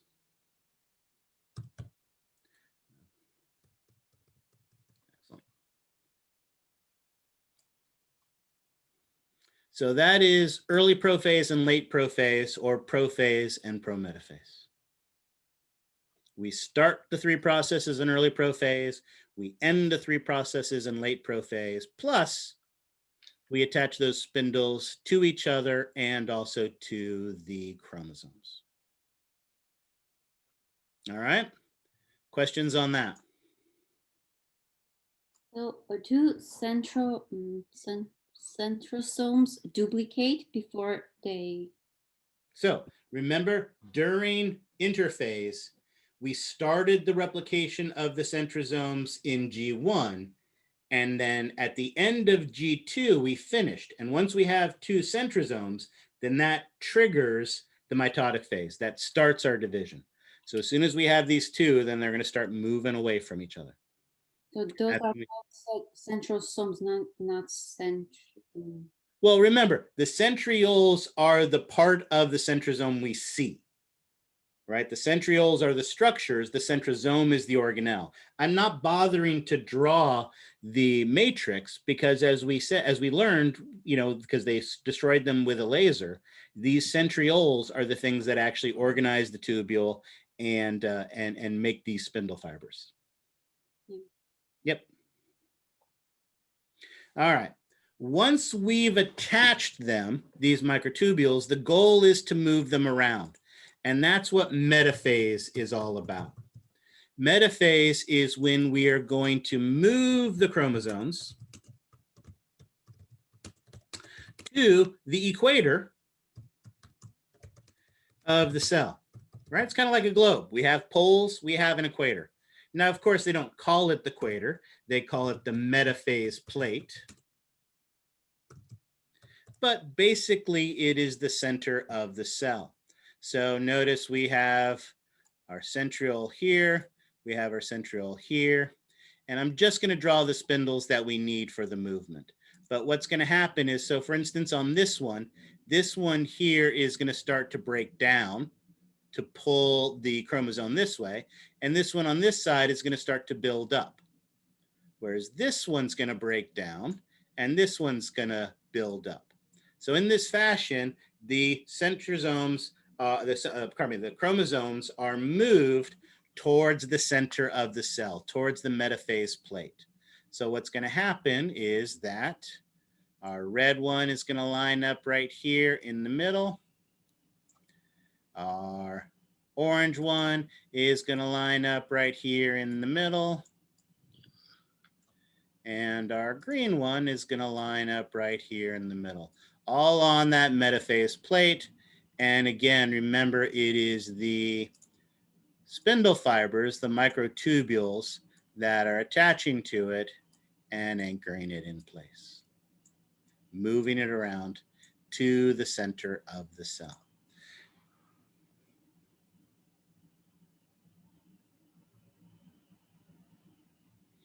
All right, excellent. Questions on that?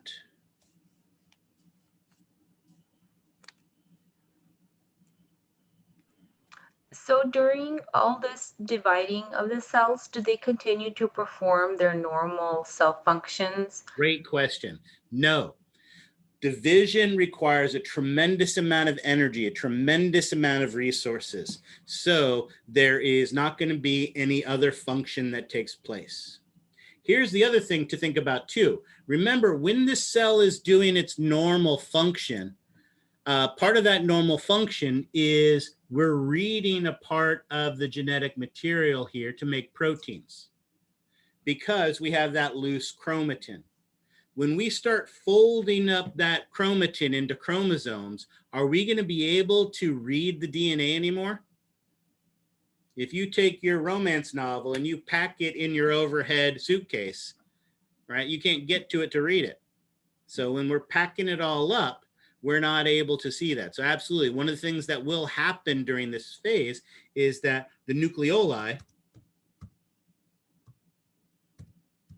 go away. Because the only thing that can happen during division is division. Great question. Thank you for asking that. Yeah, during this division, so much energy, so many resources are used that there is no time, no ability to do anything else. Excellent. All right, questions on that? Oh, great question. Okay, so actually you asked it there as well as out loud. Thank you. All right, perfect. Once they line up in the metaphase plate, then anaphase occurs. In anaphase, what happens here is that we are separating the chromosomes, or more specifically, the sister chromatids. So during anaphase, our centromere inactivates. And when it inactivates, these sister chromatids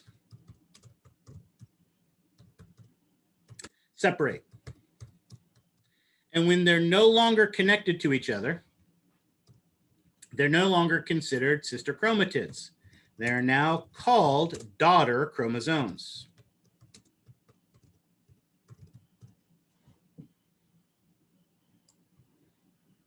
So what's going to happen is that protein holding them together separates, and now we have daughter chromosomes. And once we have those daughter chromosomes, they are going to be rapidly pulled towards the poles.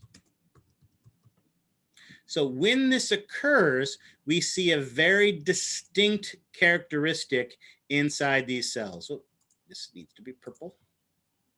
Here's our centrosome. Here are their spindles pulling the chromosomes, now daughter chromosomes, to the opposite sides of the cell. And when that occurs, we get this very distinct V shape to the chromosomes. Because they're being pulled from that kinetochore in the middle, they have a very, very distinct V shape to them. Oops, I didn't connect that to the, my aim wasn't very good. So I'll cheat. Perfect. And there we go. Oops. We have these V shapes being pulled towards the opposite sides.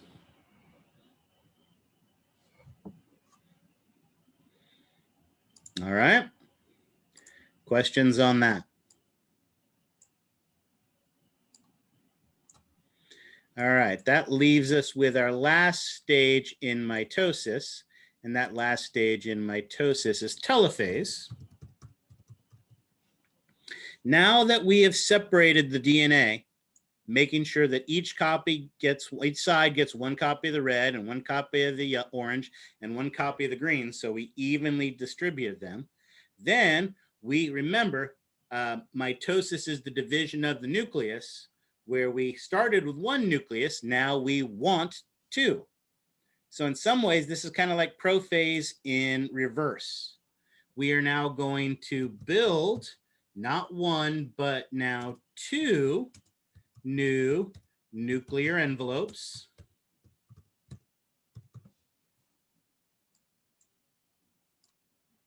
So again, we are going to start to form a nuclear envelope here and a nuclear envelope here. And since we're still forming them, I'll cheat and poke some holes in them so that they're not fully formed yet.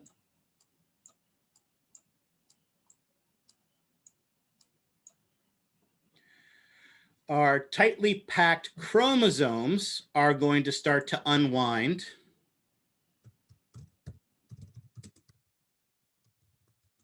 Into that loose chromatin. And because you guys mentioned it earlier, it's a great point to bring it up now. Now that we have loose chromatin, we can start reading it again to make proteins. So that means some nucleoli may appear.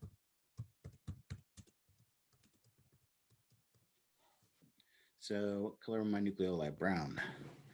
Excellent. So let's put a nucleoli in this one and two in this one. And then I can start to unwind my red chromosome into loose chromatin within here, and orange and green as they're unwinding in there until these nuclei are fully formed. So at the end product is we have two identical nuclei.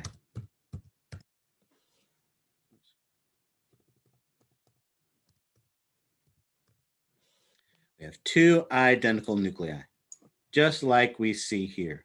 Identical nuclei 1, identical nuclei 2. And that is the end of mitosis. However, is it the end of cellular division? No. No. So happening, overlapping with this. So starting, and what's a good color I haven't used yet? Kind of used all the colors. Let's go with blue. I haven't used blue yet. Perfect. Starting in mid to late anaphase And notice, if you think about it, mid-late anaphase is when the metaphase plate is empty.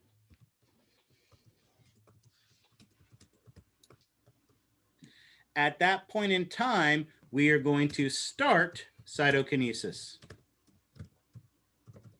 And cytokinesis is the division of the cytoplasm. Now, the way this works is there is an actin ring around the center of the cell. Remember, as we talked about, actin allows for dynamic movements of the cell. And in many ways, this actin ring is like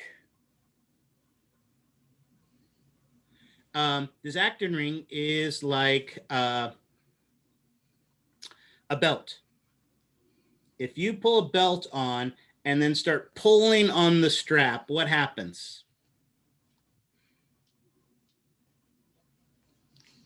It tightens. It tightens, it squeezes. And that's exactly what happens here. As this actin ring tightens, it squeezes. And as it squeezes, what ends up happening is we get this puckering of the edge of our cell. We get this indentation that forms. This indentation that forms is called the cleavage furrow.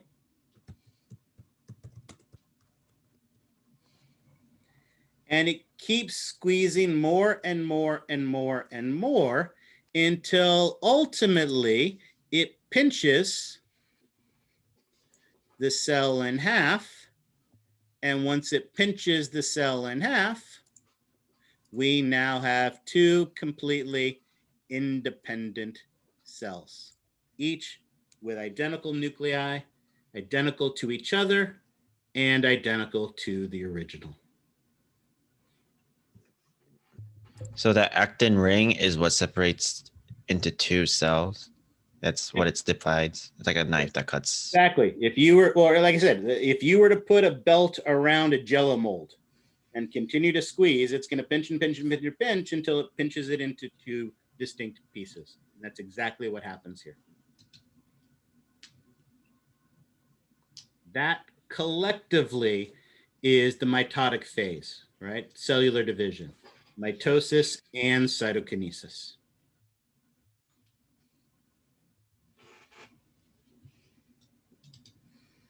So, Can I ask a quick question? In this, when we have to label stages, which one will be this one? Is it going to be the cyto? wait, hold on. I can't see what you're showing me real well. Hold on. Go ahead. So say it again. So when we have to label the stages, Yeah. I don't know which one is this one. Is it cytokinesis? Just a cell when you can see the nucleus. So again, if you think of the entire cell cycle, what stage do you think that is? Well, how many nuclei do you see? Stage of mitosis. What is it? Stage of mitosis. It doesn't say like entire stage. Oh, it does say mitosis? Yeah. Okay, so how many nuclei do you have? One. Oh, excellent. So does it still have a nuclear envelope? Yes. Okay. Are the centrioles at the poles? No. So based on what we just did, what stage do you think you're looking at on that picture? I think it's right when it's the cell is divided and it's the daughter cell.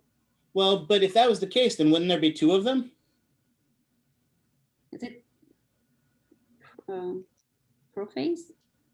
And since prophase can be both early or late, which one do you think it is?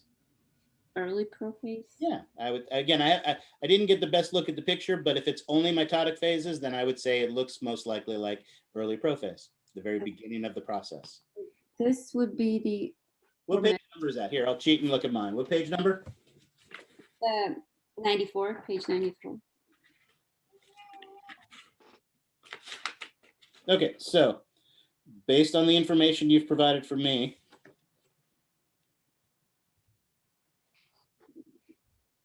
although yeah, the second one looks more like an early prophase, didn't you? Doesn't it? Mm-hmm. Ah. Label the stages of mitosis and the cell cycle. Oh.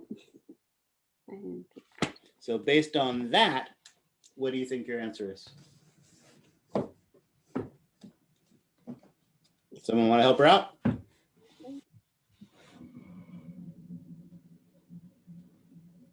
Anyone? Bueller? G0.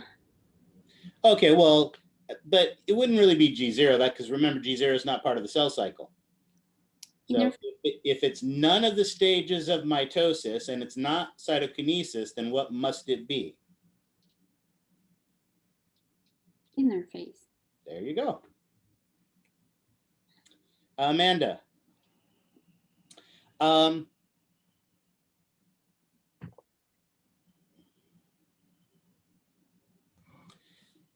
of the things about this process is that all the cells are going to be on a different cycle.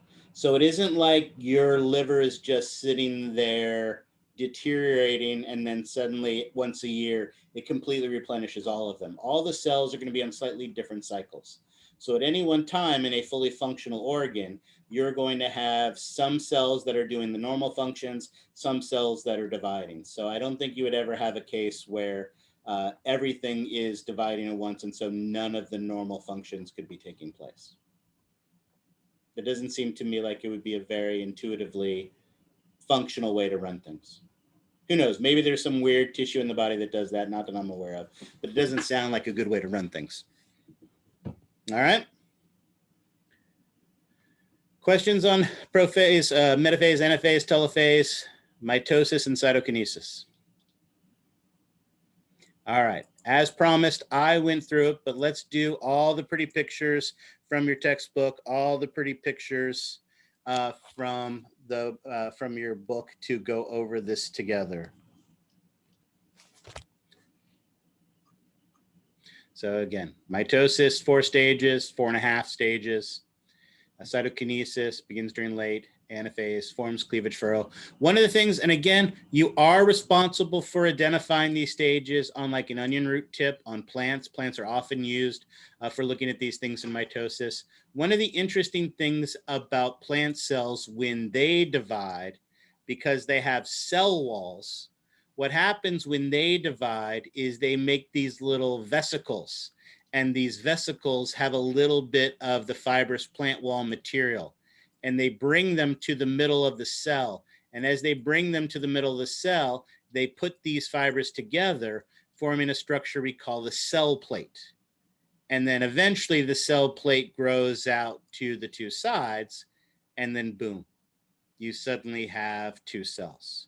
So in animal cells, we squeeze them and pop them apart. That is our cleavage furrow. In plant cells, we form a plate in between them and grow that plate out. So that's the only difference between those 2 processes there. All right, let's go through as promised with all the pretty pictures and all the pretty words. Notice here, this is the very end of, I'm sorry, hold on.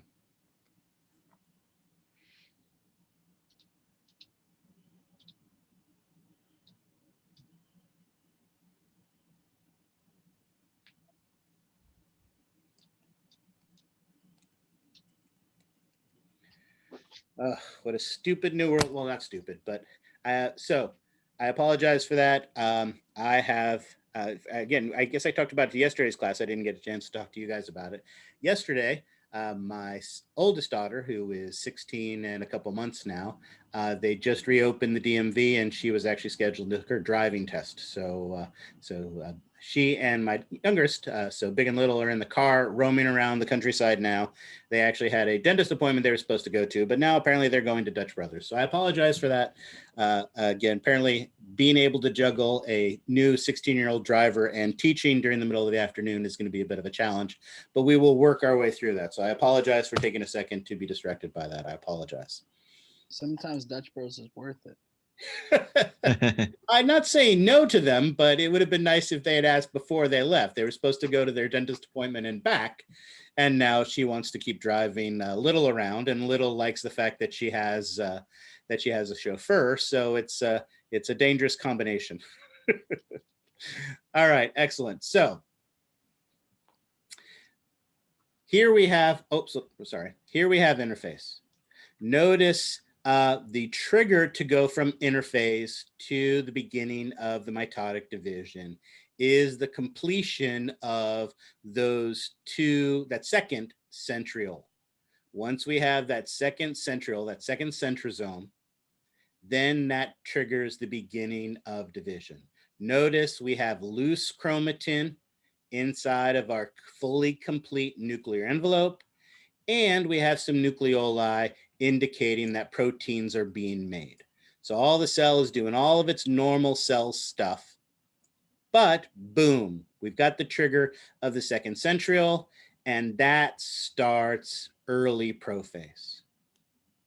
In early prophase, remember, 3 processes are going to begin.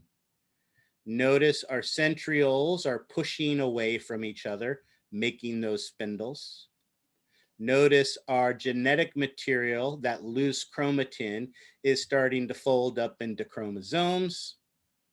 And the model doesn't show it, the illustration doesn't show it, but remember also our nuclear envelope is going to start to break down. I want to go back for a second. Notice I love these pictures. These pictures are colorized light microscopy. So they are using light microscopy, a very high-powered light microscopy, but they're colorizing these images. And notice in interphase, when it's all loose chromatin, the nucleus is just a homogeneous cloud of genetic material.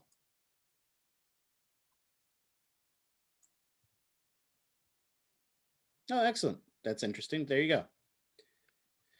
Notice as we start early prophase, we start to see the condensing of the genetic material, and we can start to see the squiggles inside there.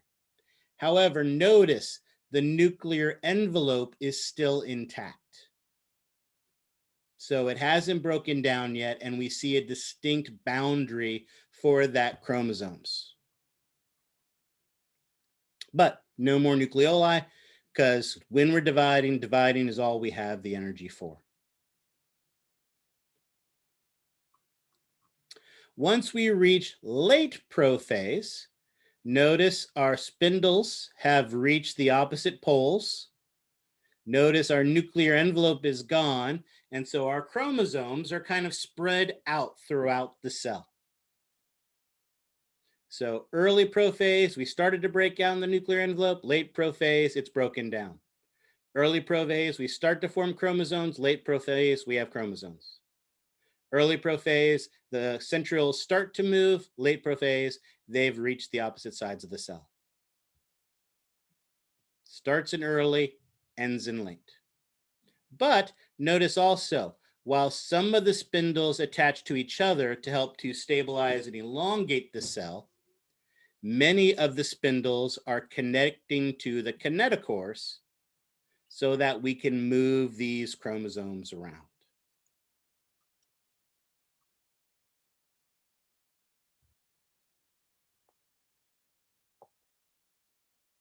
All right. Questions on that? And notice the nuclear envelope is completely gone.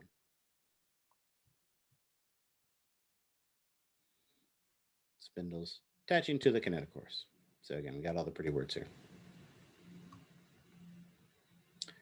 Now we have to move all those chromosomes to the midline. The microtubules grow and break down, I should say, both grow and break down dynamically to move and align all the chromosomes along the center of the cell, what is the metaphase plate.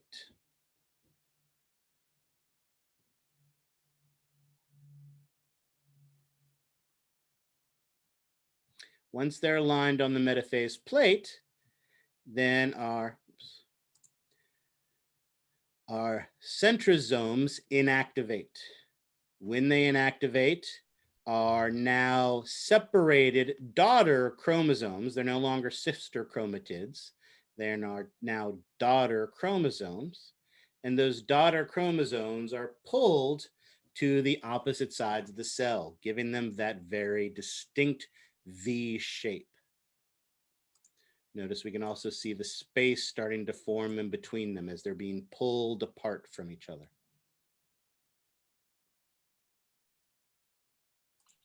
Now remember also, mid to late anaphase is when that actin ring is going to start squeezing the cell, and we're going to start to get that cleavage furrow that forms as we begin cytokinesis. Here we see that actin ring squeezing more clearly in telophase. Once the chromosomes reach the poles and stop moving, then anaphase ends and telophase begins. In many ways, telophase is the opposite of prophase. In prophase, we broke down the nuclear envelope. In telophase, we make a nuclear envelope. In prophase, the chromosomes are formed by condensing the chromatin and folding it up. In telophase, the chromosomes unwind back into chromatin. Of course, one of the big differences is in telophase, we're dealing with 2 nuclei now, whereas in prophase, we just had 1. So our nuclear envelope reforms, our chromosomes start to uncoil. Once we start unwinding the chromosomes, notice our nucleoli can come back. We can start making proteins again. And now the cell has 2 complete nuclei. Mitosis is done, but cellular division is not. We still have that actin ring producing that cleavage furrow that is going to separate the cell physically in 2, giving us 2 identical cells with 2 identical nuclei, identical to the original and identical to each other.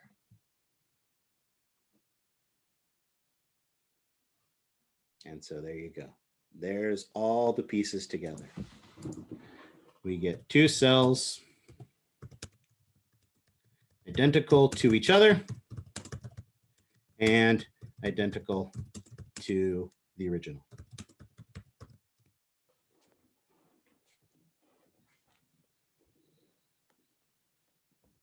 Questions on that?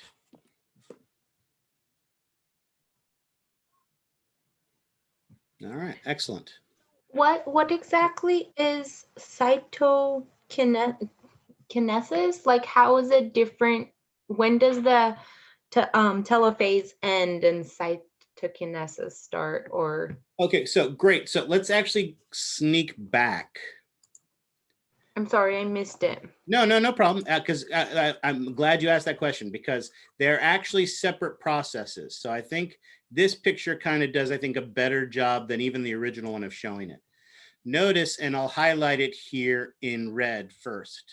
Mitosis is comprised of 4 stages, 4.5 stages: prophase, metaphase, anaphase, and telophase. But remember, mitosis is just the division of the nucleus. We also have cytokinesis, which is the division of the cytoplasm. And unlike interphase, where they're separate steps, G1 happens first, then S happens, and then G2 happens. Notice there is a period of time where cytokinesis and mitosis overlap with each other.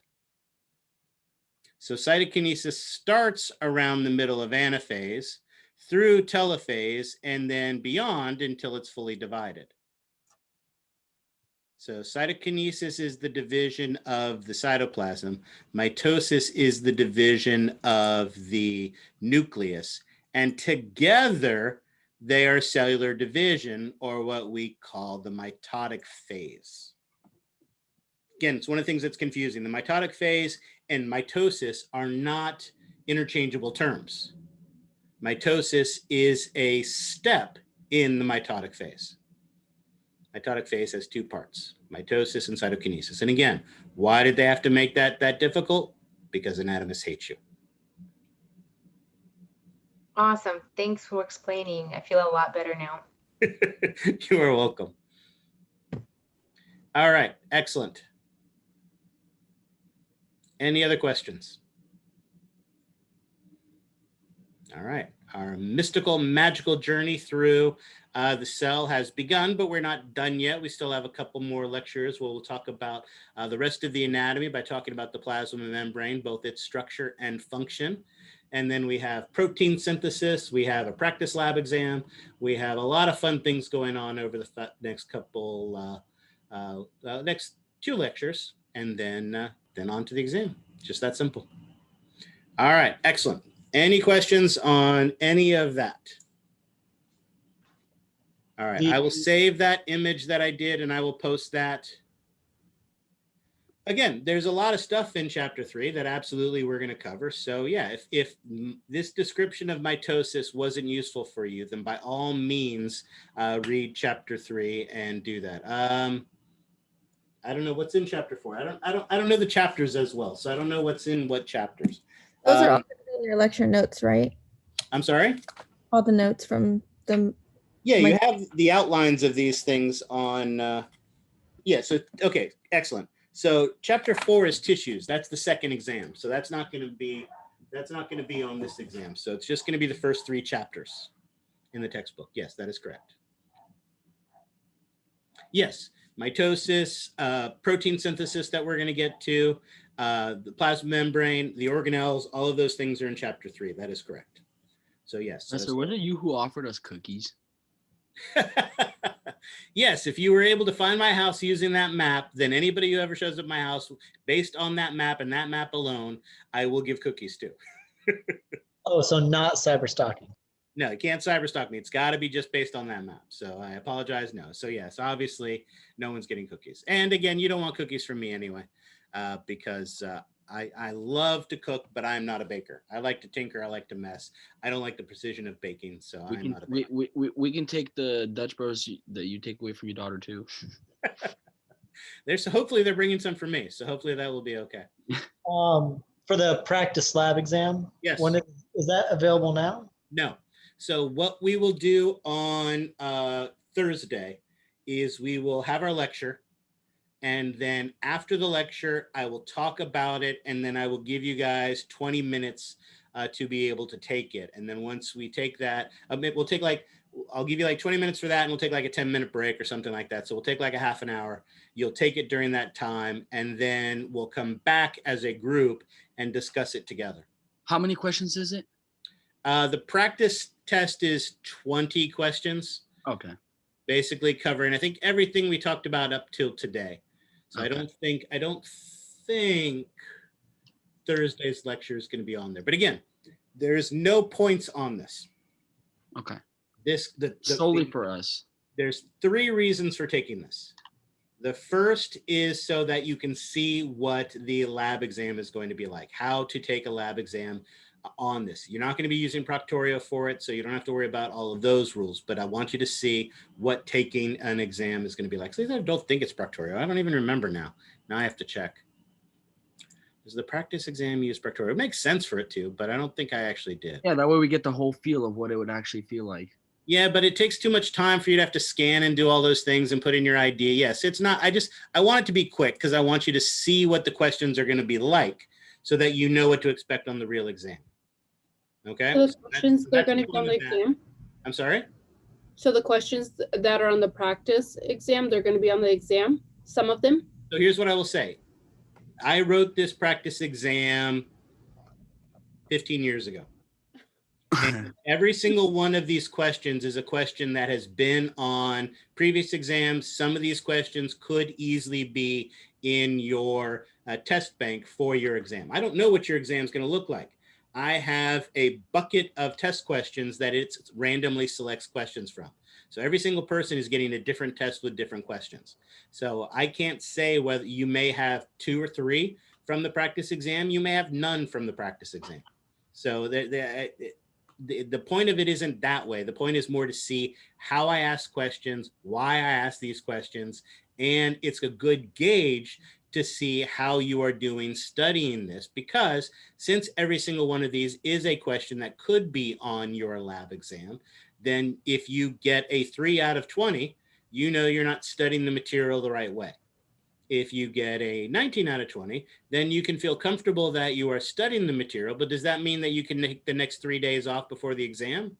No. No, you're still going to have to work your butt off. So it is a good, you get to see the procedure, see how I ask questions, and gauge how you're studying. So that is the important aspect of this. And we will go through it together as well. But I'm not collecting the scores. There's no, it doesn't count towards your grade or anything else.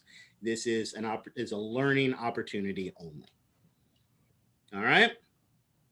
And we'll do that again. We're not going to do it at the beginning of the class because I want to lecture first, but we'll get the lecture out of the way. And once we get the lecture out of the way, then we'll do that as a learning exercise. All right. Any other questions? All right. We made it. It's 4:35. I need to stop talking now. So excellent. So you guys have a very good day. Study hard, and I will see you on Thursday. Thank you. Thank you. Bye.